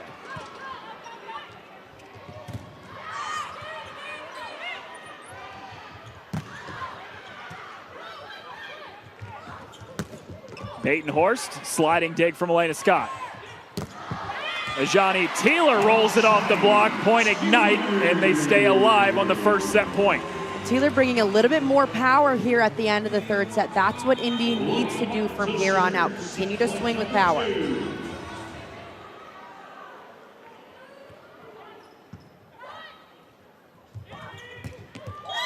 Peyton Horst wins it for Omaha. Much better showing for Omaha during the third set, hitting over 250 and holding Indy to hitting 0 during that set. After for the first 2, they were well above 300. Just a complete flip of the script on both sides. Omaha really digging in defensively and getting that offense going as well. A dominant defensive set for the Omaha Supernovas. They avoid the sweep on the road, still down 2-1 against Indy. Lights, it's up. The Indy Ignite are taking over with nonstop action, athleticism, and an experience you will never forget. Indiana's first ever professional women's volleyball team is lighting up the Fishers Event Center this season. Tickets are on sale now and going fast. Join the fan firestorm in supporting these unbelievable female athletes and creating memories you won't forget. Get your tickets at indyignitevb.com today. Get ready, Novas Nation. On Sunday, March 22nd, the Supernovas will light up the court as they face off against the Indy Ignite. Join the electric atmosphere, witness heart-stopping plays, and see your Supernovas battle for victory. Don't wait until it's too late. Seats are filling fast, and you won't want to miss this world-class matchup. Be a part of the world's leading pro volleyball fan base. Secure your tickets now at supernovas.com. From your favorite athletes to your favorite music, listen to everything you love and so much more with the free iHeartRadio app. From live play-by-play to your favorite game day anthems and the biggest sports podcasts in the world, the iHeartRadio app lets you take it all with you and stay connected to your favorite team wherever you go. Download the free iHeartRadio app today.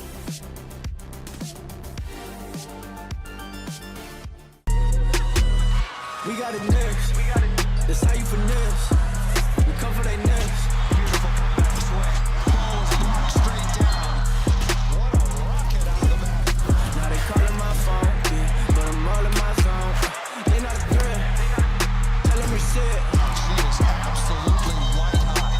And a nice block on the outside. Yeah, all on my own, yeah. Went and brought it back home. What a final rally.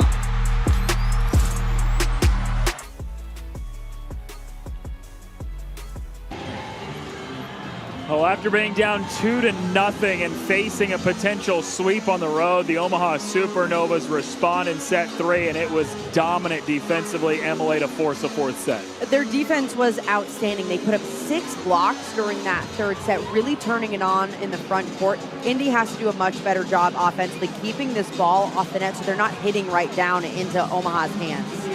Yeah, held Indy to 0 in that third set after the Ignite hit over 350 in the first 2 sets combined. So off we go to the fourth. Nina Chaich serves, and off we go. Dump attempt for Pedraza is wide right. Point Ignite to start off the fourth. Pedraza trying to do just a little bit too much with that dump. Either have to go quick right behind short or push that one deep to the corner. The Ignite still have a chance to win it here in 4 sets at home against a team that's beat them in each of the first 2 meetings that they've played each other.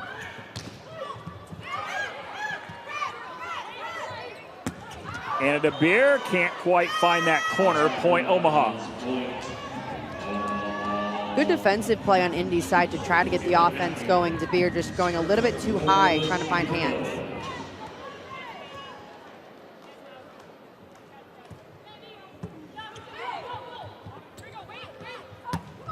This time Anna DeBeer zips it into the corner for the kill. That one's a little bit better from DeBeer, splitting the backcourt defenders. A beautiful shot to the back corner and bringing some power.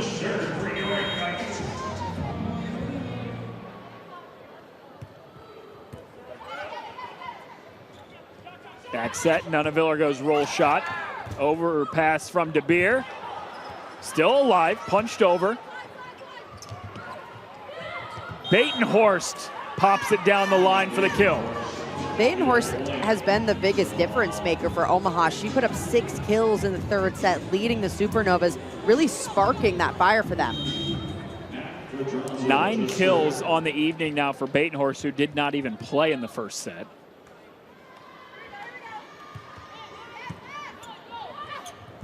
Hilly goes up tempo to Crawford out of the middle, and she rips it through.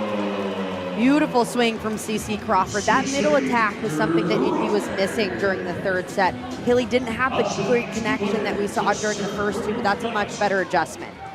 A lot of times it feels like what the middles are doing is what carries this Indy team. When they're being productive, usually Indy wins the set. When they're not, they don't, and that's what we saw in the third set. Yeah, when the middles are involved in the play, it helps spread things out as well, which opens things up for the pin hitters. It makes it really difficult to defend. This time it's Nina Chaich from the back row, and George Padgett told us a couple weeks ago, Emily, that they want to get more back row swings for Chaich because he thinks that might be her best swing. It can be really helpful when you have that additional back row attack as well, because you always have 4 attackers all the way around. Allie Batenhorst with the powerful swing on the far pin for the kill. Allie Batenhorst coming off of the bench in for Reagan Cooper. She's done a really nice job putting balls down. And just 2 shy of her season high, 12 kills earlier this season. That's now 10 on the evening. Anna DeBeer tools the block, point Ignite. Good swing from DeBeer, going back to that high hand shot. Supernovas block not as disciplined as we saw during the third set, going high rather than low and over. The kill for DeBeer. She's now back to serve. Rookie out of Louisville.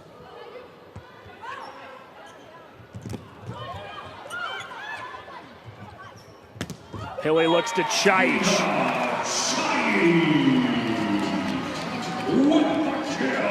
Smart swing from Chaich, seeing where that block was lined up, going right inside of it.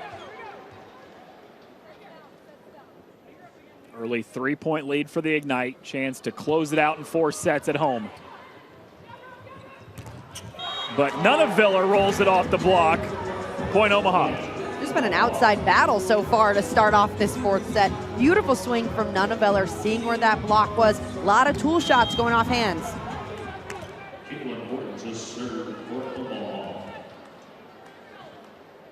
So Caitlin Horde, the middle to serve.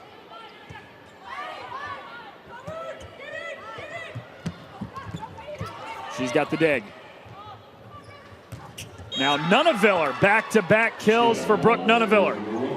Great swing from Nunneveller, seeing a small seam right in the block as the middle for Indy's just a little bit late, and Nunneveller goes right through it in the ground. 5th straight match, she's had double-figure kills.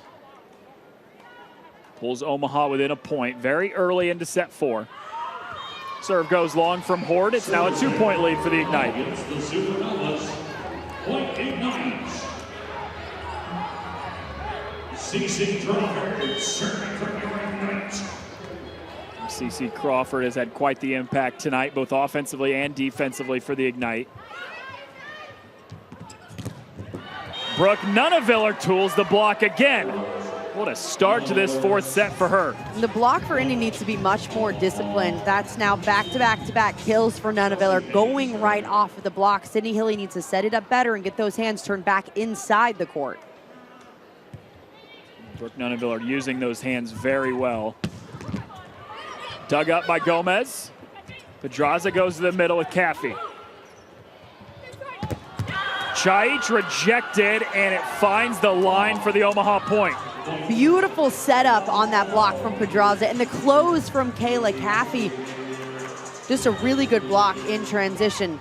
Hilly might want to think off of that good pass, getting the middle going. Maybe don't send that one outside. Omaha's tied it up at 7 after the block.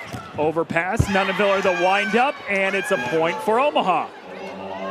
Nunneveller just continuing to go off the block time and time again. Indy has to make the adjustment at some point. Get those hands up just a little bit quicker. It's a 5-1 run for Omaha. A lot of it sparked by Brooke Nunneveller, who has 4 kills in that span. There's Martin out of the middle. CC Crawford and Lydia Martin have been so effective in front of the setter. There's almost always either a one-on-one situation or a seam in the block for them to hit through, and they're doing really well with that. Lydia Martin's really jumped onto the scene the last couple weeks. DeBeer, free ball. Back set, off the slide, point for Caffey and Omaha. And Omaha making their offense just a little bit more diverse, going with Kayla Caffey on a quick set behind the setter, rather than a true slide attack pushing it all the way out to the pin.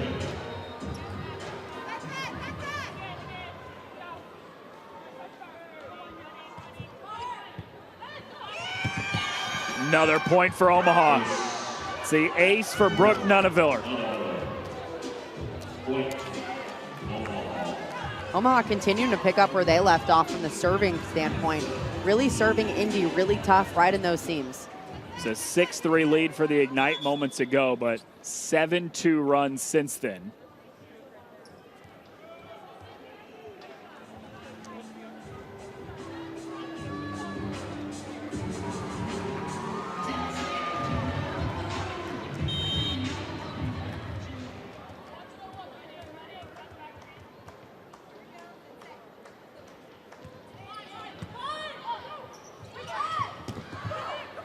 Teeler from the middle this time.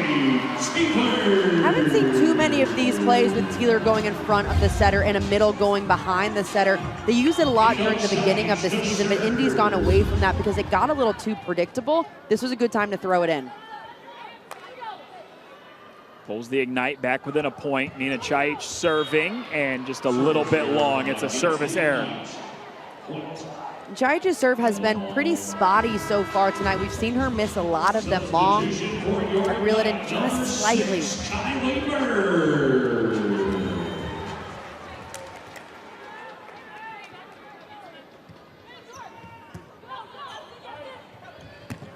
Hilly goes to Martin, dug up by Caffey. Pedraza with a great effort sliding into the scores table. Back set to Teeler, pops it off the hands.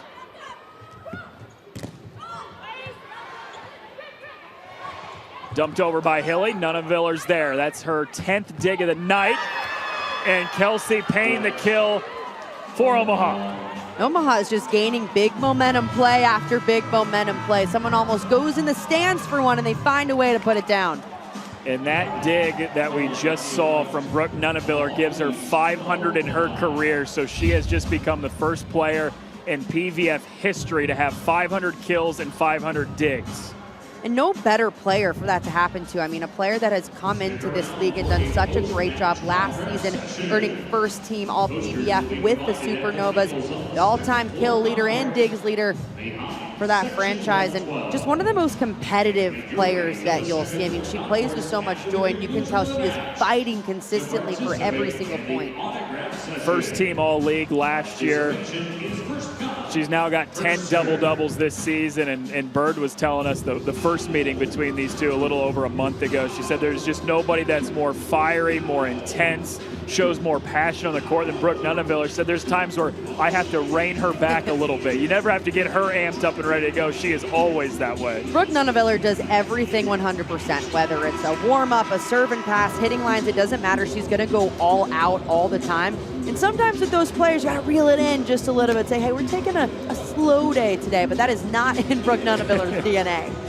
Nearly 4 kills and 4 digs per set on the season for Brooke Nuneviller, who's just a do-everything player for Omaha. She's got the Supernovas up 3 out of the timeout. It's Martin from the middle. Great chase down from Caffey. And Payne and Batenhorst had a little miscommunication back there. Point Ignite. And there's nothing more frustrating after your teammate makes a really good hustle play and just a miscommunication happening on Omaha's side. They have to side out right away here and get that momentum back. Carly Scott checks in, 2-time All-American at Michigan.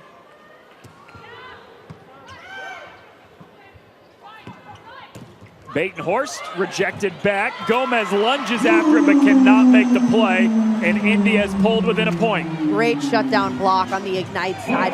Really tight set, allows that block to go up and just be big to put it down. Not much the hitter can do in that situation.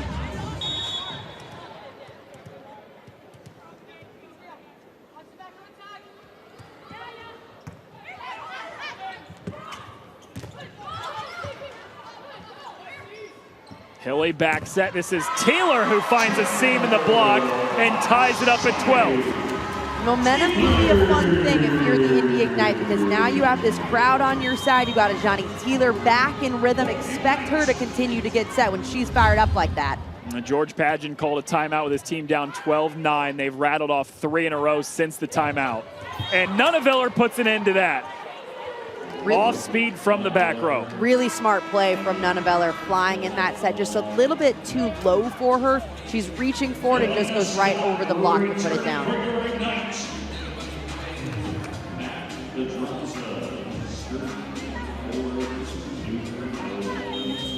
Mac Pedraza serving now for the Supernovas. Up by a point about halfway through set 4. They were down 2-0, then took the third, now trying to force a fifth, but Ajani Taylor drills it through. Taylor is a player that can completely take over a match. That is not who you want to see if you're the Omaha Supernovas right now going off. You're happy she's in the back court, but even back there, you have to expect her to continue to get set. Her 19th kill, that's now back-to-back matches. She's had 19. Just one off her season-high 20. Anna DeBeer rejected back. DeBeer again, and this time pushes it into the net. Point Omaha. Anna DeBeer thrives off of that explosiveness and strength. During these rallies, she needs to continue to take big swings, especially when she knows she's going to get the ball, and everyone in the gym knows she's getting the ball out of system. You have to then take a big swing at it. Serve is long from Batenhorst. We are tied back up at 14. Point Ignite. Every time it feels like Omaha's gotten momentum in this set, we've seen an error from them. You need to be able to string together more than one.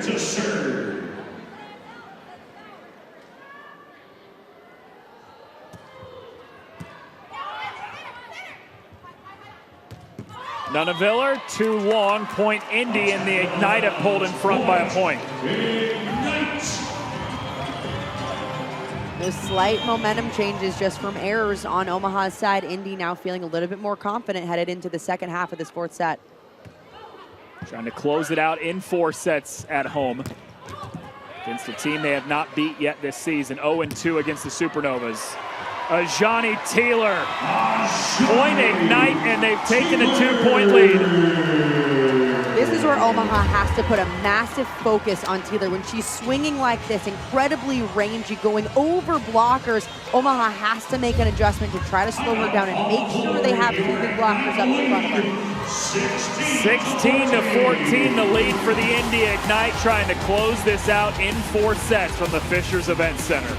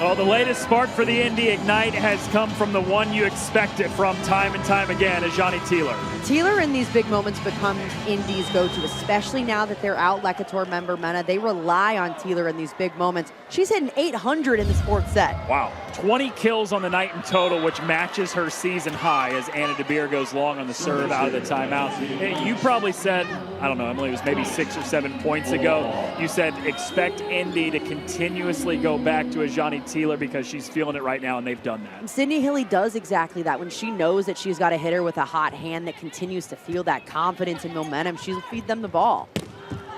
This time she goes to Nina Chaich, and it works just as well. The Indy lead is back to 2. Indy continuing to keep the pressure on Omaha. That's something they lacked during the 3rd set. Their hitters got a little bit tentative. Now they're back to continuing to bring the power up front. Yeah, the Ignite hit 0 in that 3rd set loss. They're hitting over 400 now in the 4th. Kelsey Payne on that far pin is picked up by the block. Teeler from the back row is rejected. That is Nunaviller and Caffey up front for the block. Big block up front. Nunaviller making sure to set that up well, and Caffey getting all the way out to close up that seam. That was really the story in set 3 when the Supernovas took the set. They had 6 blocks in the 3rd set alone.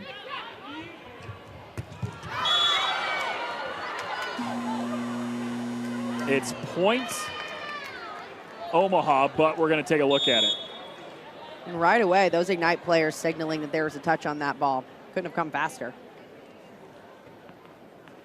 Ignite is challenging a block touch. And so we're going to see if there was a touch on the block or not.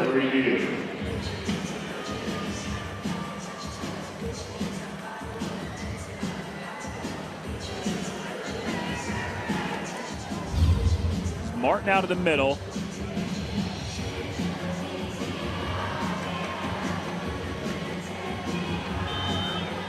Doesn't look like it based on that. No, they say no block touch is the ruling. Confirmed point Omaha, and we are tied at 17. Huge opportunity down the stretch for either team. Either Indy wins it in 4 or Omaha wins back-to-back and they send us to a 5th set. Draza chases down, free ball from Payne.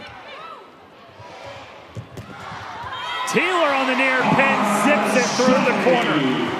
I love that celebration, going straight to her libero, saying thank you for getting that ball up. Now hyping up the crowd. This is a player you do not want to face when it's these tight moments because you know that Taylor is going to take over. The all-star Ajani Teeler showing the emotion after her season-high 21st kill. DeBeer got a hand on it, that's about it. Can't keep it up, point Omaha. Now we're just trading blows on both sides. Both hitters on either side for Omaha or Indy coming alive right now using the strength. 2 of the best offenses in the PVF. Second place and third place in the standings right now, about halfway through the season. Batenhorst sent back, but Gomez is there to keep it alive. Payne goes cross court for the kill. Beautiful swing from Kelsey Payne, falling back on this play, but still manages to hit a really smart shot to the deep corner. Watch her split the defenders in the backcourt for Indy. She hasn't gotten a lot of time recently, but has played a really key role in the third and fourth sets tonight for Omaha. Tight to the net, and Martin is able to pop it off the hands of Caffey. It's a point for the Ignite to tie it back up. Indy continuing to stay aggressive on those 50-50 plays right at the top of the tape, and it's working well for them.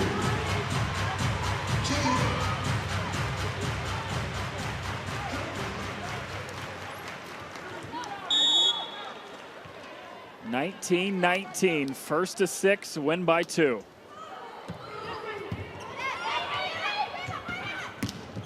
Batenhorst buries it in the corner. That's a great swing for Allie Batenhorst. An even better pass from Brooke Nunneveller. It looked like this was going to be an ace. All of a sudden, Nunneveller scoops it up. That allows that attack to happen. Batenhorst, another player that, talking about it with Payne, she hadn't played in the last 4 matches entering tonight, but has been crucial for the Supernovas. Roll shot from Ajani Taylor. It had been one hard swing after another, Emily, and then she goes off speed for the point. It doesn't always have to be that hard power, but what Taylor does is she disguises it so well. She looks like she's going to take that big swing up until the last possible second when she drops it in. Man, she is so fun to watch. 22 kills on the night for Taylor.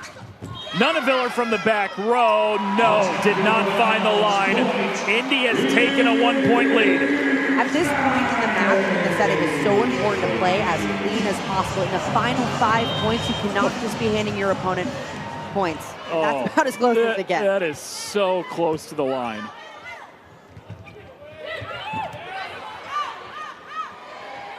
Martin to set. Taylor is sent back, tied at 21. Really good setup block on Omaha's side. Allie Batenhorst setting it up beautifully, and Horde getting those hands in there. This feels like 2 of the top 3 teams in the league. They have been playing every bit like it tonight. Hilly to Taylor, another point for Ajani Taylor. Taylor got blocked on the one before, and they go right back to her. This time she changes up that swing and goes right down the line. Such a smart decision from Taylor that sends her back to the end line. Hilly does that so often too. When one of her teammates gets blocked, she typically will go right back to them. Batenhorst on that far pin with the point for Omaha. And this is what mid-May is going to feel like here in the PVF. We have 2 of the top teams battling it out, and you can feel the intensity on the court just building with every point. Top 4 teams make the playoffs. This is number 2 and number 3. So if the season ended today, they would meet up in the first round of the playoffs. That is Anna DeBeer who goes off speed for the point. Sneaky shot from Anna DeBeer at a massive time in these big moments. She's played in big moments during her collegiate career, but not so much so far here in a professional one. This is where you find out what players are made of. Only her 6th match played of the season, missed the first 10 with an ankle injury here in her rookie season. She goes into the serve, and we're tied back up. Those plays cannot happen this late in a set. You have to play as clean as possible, especially from the end line. You need to make sure that that ball's over the net and in the court.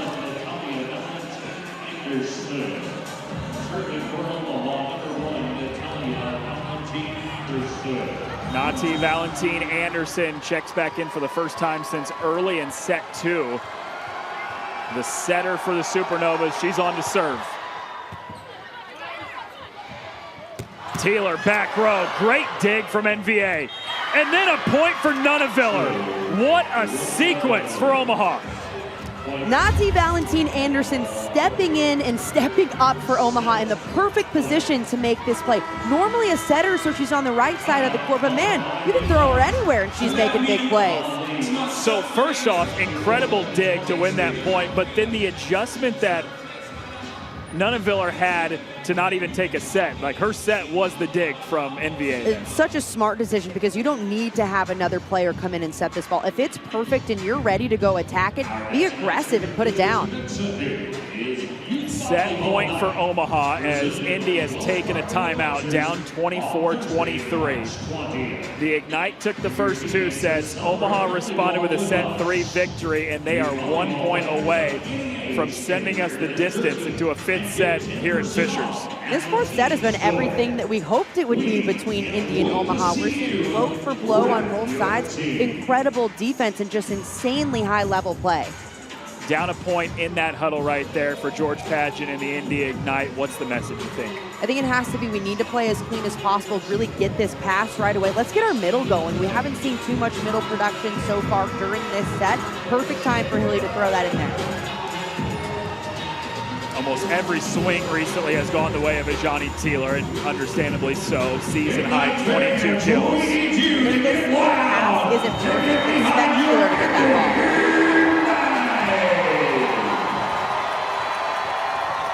Omaha 24-23, set point trying to send us to a 5th.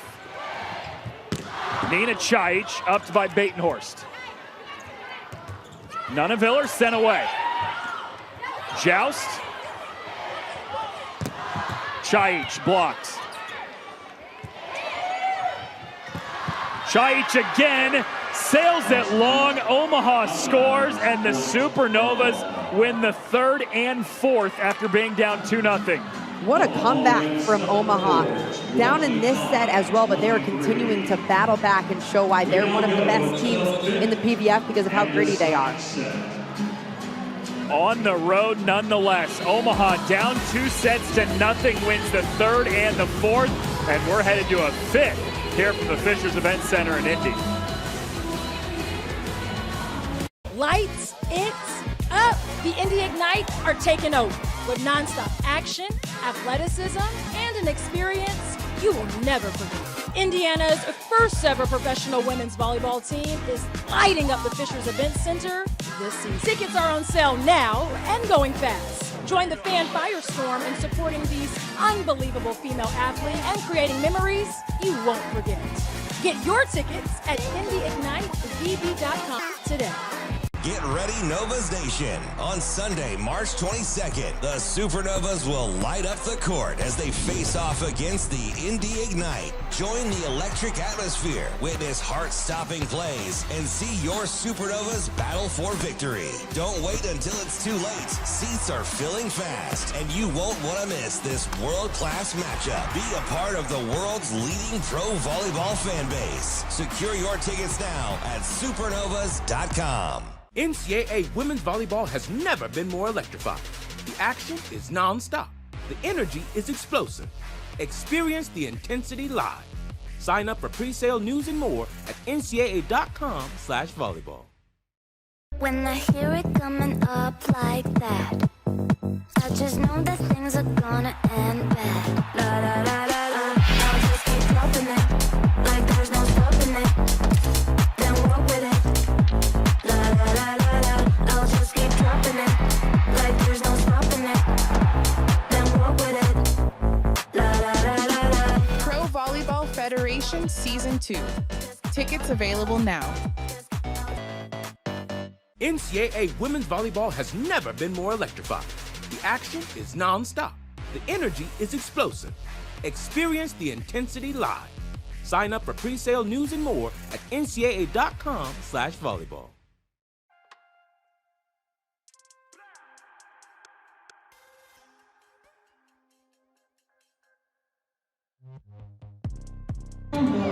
Well, why not go the distance here from the Fishers Event Center tonight? Second place Omaha, third place Indy in the Pro Volleyball Federation. Indy took the first 2, Emily. Omaha's responded back with the next 2, and so here we go, set 5. This is why the PVF is so fun, because so many of these teams are incredibly gritty, and when you have Indy facing off with Omaha, 2 of the best teams in the PVF, but also 2 of the grittiest teams, it's been a battle, and that set 4 showed exactly why. Dominant offense and incredible defense on both sides. First 2 meetings were rather dominated by Omaha. They won both in sweeps. Indy comes out, takes the first 2 sets. Look like they might have a sweep of their own, but great response for Omaha to win the 3rd and 4th sets to push us to a 5th. And Omaha made some adjustments. They put Allie Batenhorst in. They put Kelsey Payne in, also changed their setter, Mac Pedraza. They went through lineup changes during this match and finally found the combination that's worked tonight. Need you loud for the entire 5th set.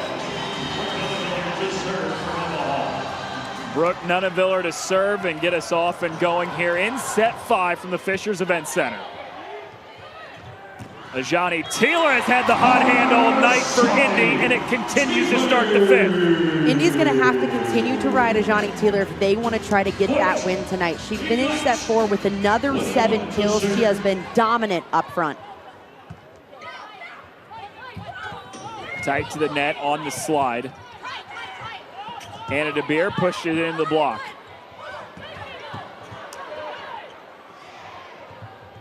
Taylor again into the corner. There's Gomez. Caffey from the middle. Kayla Caffey has no blocker up because Mac Pedraza has established herself as a threat. Watch the blockers jump with the setter because she's been dumping all night long. That allows her middle to be none-on-one.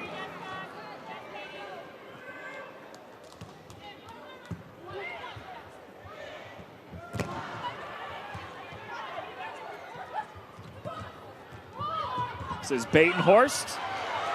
Kept alive. Free ball back to Omaha.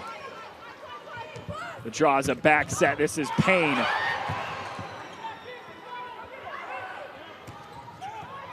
Batenhorst down the line. Chaich couldn't get there. Omaha scored a couple in a row to take the early lead. Really smart shot from Allie Batenhorst. It wasn't the perfect set, but she found something smart to do with it. That was just a little chip to zone 1 and right back.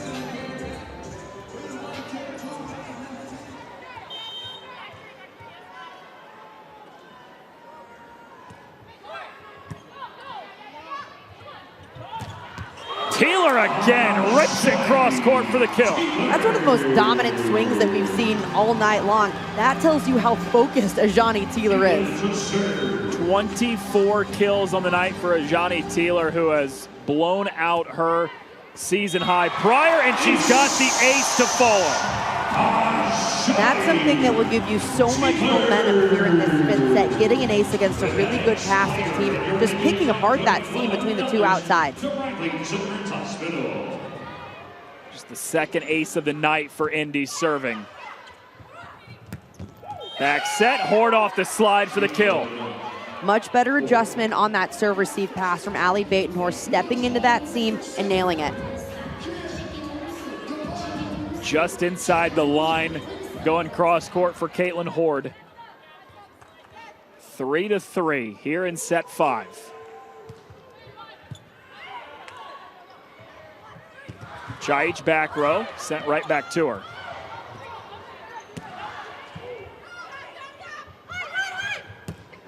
Kelsey Payne upped by Elena Scott. And Ajani Taylor's got another. Omaha has to know exactly where Ajani Taylor is at all times, because no matter if she's front or back court, Sydney Hilly is going to find her and get her the ball.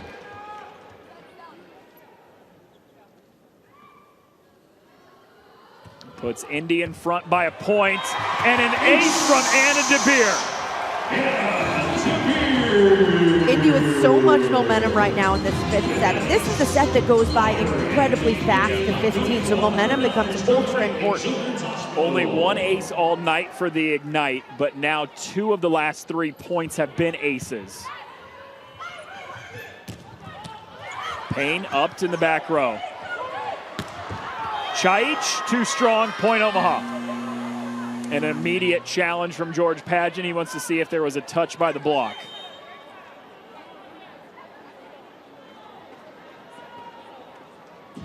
Ignite is challenging a touch. And if anything, during this 5th set, also just an opportunity to stall momentum just a little bit for Omaha. Yeah.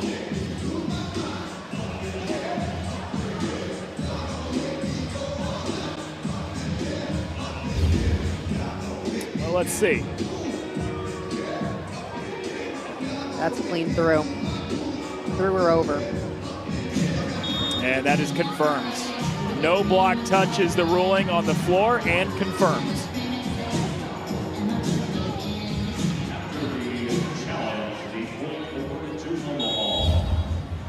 5-4, Supernovas pull within a point in the 5th. Hilly back set, Crawford off the slide, dug up by Pedraza.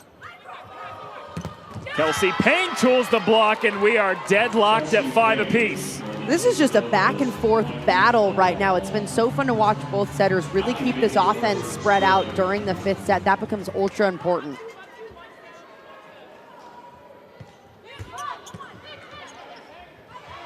Back set, Teeler. Why not? She's unstoppable. Front or back court, it doesn't matter. Hilly is finding Teeler and leaving this ball in front of her so she can bring all that momentum and strength into her swing. It's also the 57th assist of the night for Sydney Hilly. Been spectacular. Carly Scott on to serve. Brooke Nuneviller smashes it cross court. How about that shot? Nuneviller going up and barreling it inside the block to the left of that left back defender. That is so difficult to do as an attacker. Number 23, Caitlin Horton, serving. 6-6, remember, set 5-15. Serve is long, service error, point Ignite. Really good lead for Anna DeVere on that ball, following it all the way back. She has done phenomenal tonight, really locking down that serve receive. Now it's Sydney Hilly to serve. Nuneviller, nice adjustment midair, but dug up by Elena Scott. Chaich off speed. Nuneviller blocked back. Baton Horse cannot find the line. Point Indy.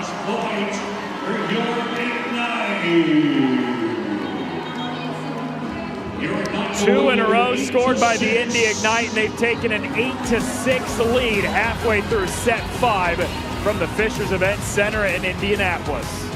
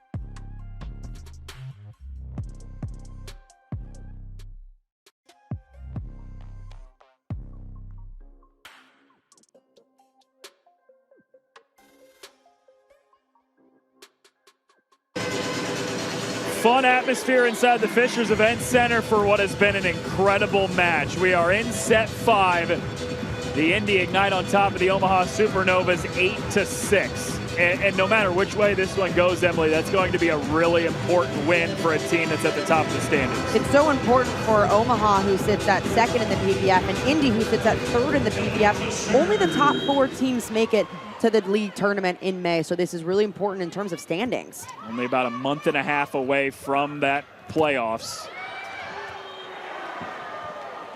And out of the timeout, Kelsey Payne able to tool the block, point for the Supernovas to pull within 1. Camila Gomez following that one to the line. Kelsey Payne tripping over her a little bit, but slow to get up, but she's good. She's tough.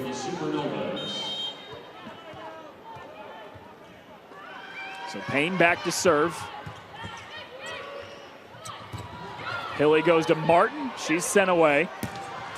Taylor gets another swing, but it is too strong, and we are tied at 8.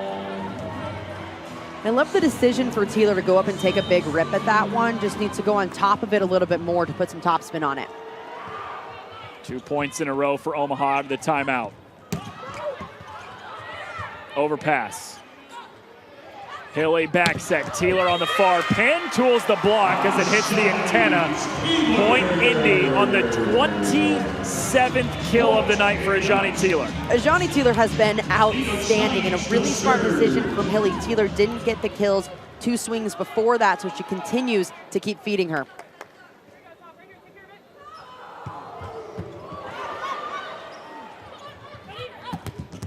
Nunaviller does the same, rolls it off the block, point Omaha. As matches go deeper and deeper into it, expect both sides to continue to go to their go-to attackers. For Omaha, that's Brooke Nunaviller as she goes to the backcourt. Expect them to still get her going back there. And Ajani Teeler for Indy front row right now. 9-9, first to 6, win by 2 in set 5. It's Ajani Teeler right on cue for the Ignite. Fantastic swing from Teeler. Knowing that she's going to have a big block in front of her, she still is taking big swing after big swing in a massive moment for the Ignite. Her 28th kill of the night. Lekator member Mena had a 29 kill performance earlier this season. Nobody has had more than that for the Ignite this season in any match. Nunaviller dug up by Martin. Pushed over by Hilly. Batenhorst on the far pin, cross court to Murr. Ajani Teeler once more. Defense is fueling the offense for the Ignite. A massive play from Kylie Murr, the defensive specialist in the backcourt for Indy. That allows this play to happen. Phenomenal dig, leads Teeler to be in a good situation to see the block and go right off of it. Lead is 11-9. Batenhorst pops it off the head of one of the blockers. Point Omaha. That's how you know someone's really skying up there. Cece Crawford jumping through the gym. It's like a third hand up there. Use your head, they say, yeah. Right?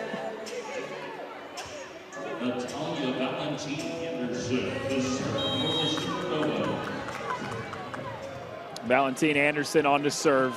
Came in at the end of set 4 and played a really crucial role for the Supernovas. Ajani Teeler's 30th kill of the match puts the Ignite up 2. Teeler is putting the team on her back. She knows that in these big moments, she has to be big, especially with Lekator member Mena out. Indy needed someone to step up. Teeler has been phenomenal. 30 kills on 57 swings tonight.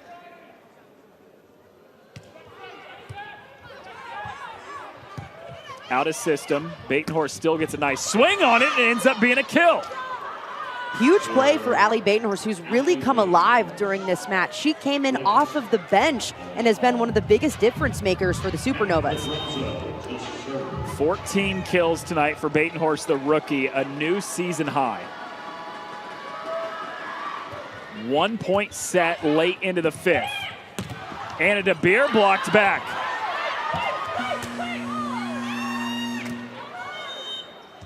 And Omaha in the play, challenges here. I think they're wanting to see if it hit the antenna or not. That ball coming off of the block. It's the only challenge it could be. Yeah. Omaha is challenging an antenna touch. Now, it could be a question of whether it goes off of the beer into the end. Yep. Oh, yeah.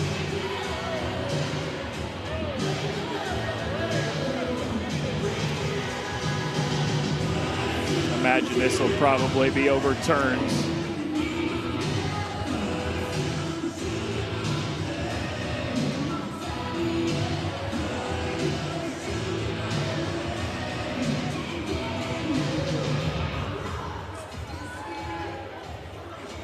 They've shown it a couple times on the Jumbotron, and yeah, you're getting a look at it here.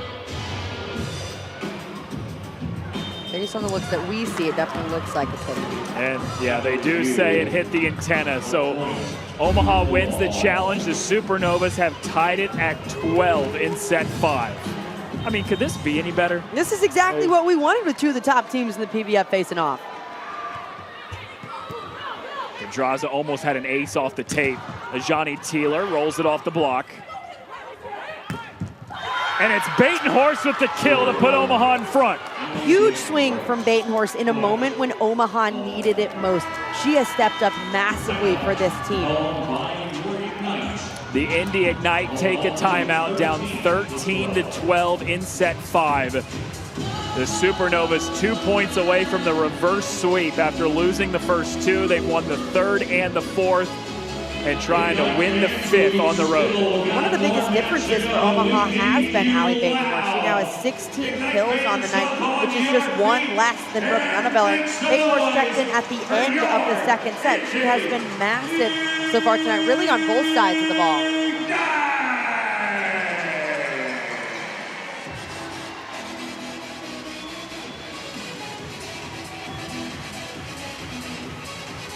This Ignite team looked so good in the first 2 sets, jumped out to a 2-0 lead, but the response from Omaha has been so impressive. Win the 3rd in dominant fashion, win the 4th in a very competitive back and forth, and here in the 5th, it's been much of the same. It's been incredibly gritty on both sides. I mean, the high-level defense that we've seen play, and really just the power on both sides. And that player right there, expect her to get the ball on Ignite side.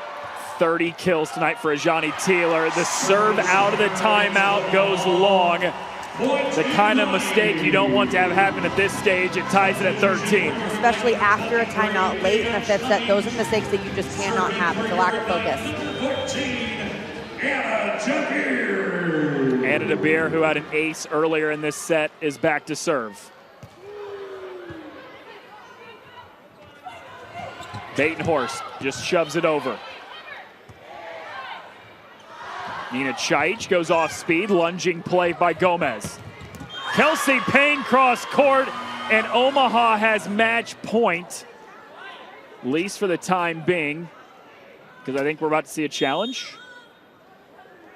Yes. Your Ignite is challenging a net touch on the... So they're seeing if it was a net violation or not.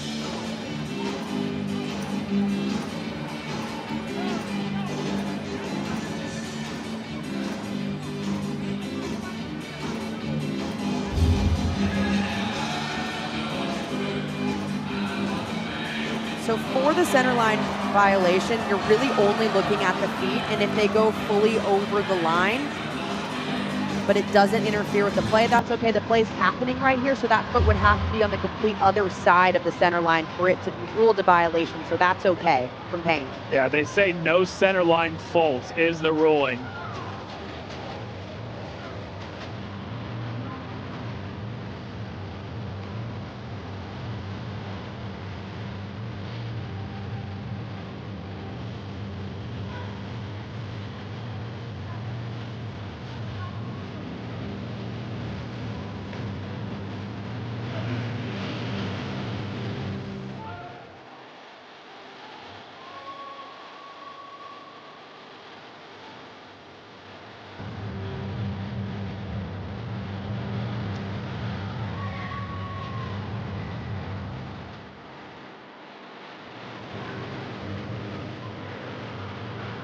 And based on the look that we saw, it looked like that foot was okay because it wasn't fully over the center line.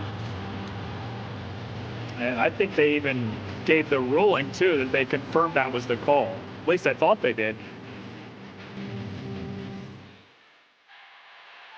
Give score check as it should be then 14-13 Omaha. Right.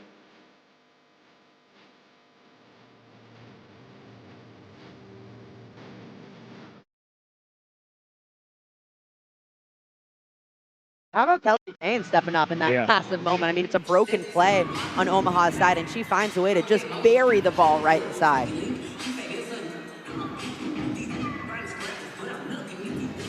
It was her 8th kill of the night, too, which matches her season high. A couple players for Omaha tonight who have not played super big roles recently have done just that tonight. After review, the point to Omaha. No center line fault, no net touch, completely clean on Omaha's side. Omaha leads 14-13. So it does, in fact, make it match point. 14-13 the lead for Omaha. And Indy takes the timeout.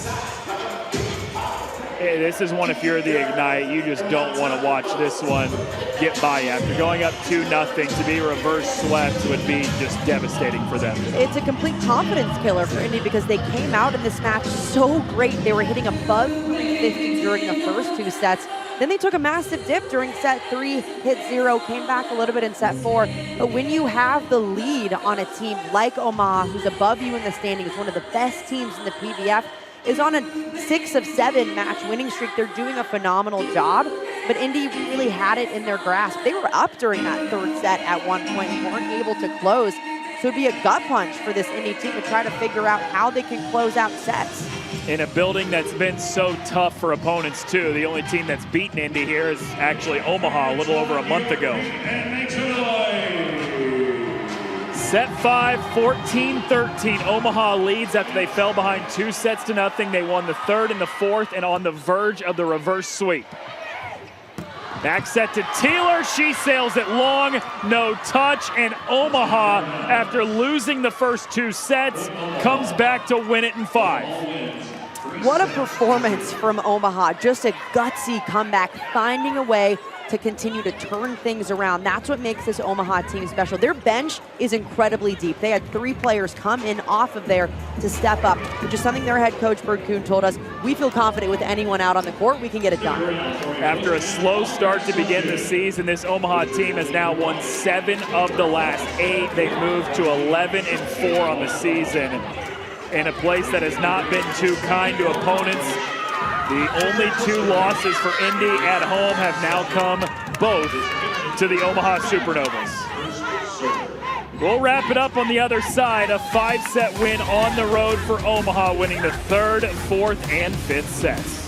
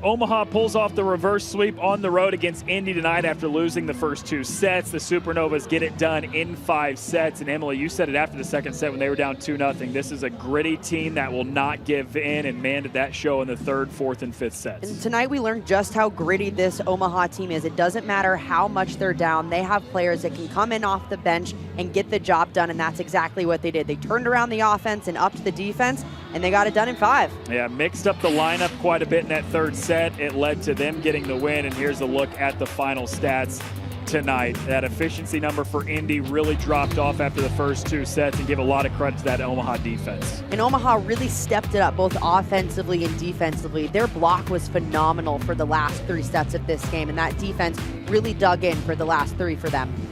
Big win tonight on the road for Omaha. They improved to 11-4 on the season. The Indy Ignite fall to 8-8. For our entire great crew, thank you so much for joining us tonight. For Emily Eamon, I'm Noah Reed, saying good night from the Fishers Event Center in Indianapolis, where the Omaha Supernovas win it in 5 and pull off the reverse sweep against the Ignite.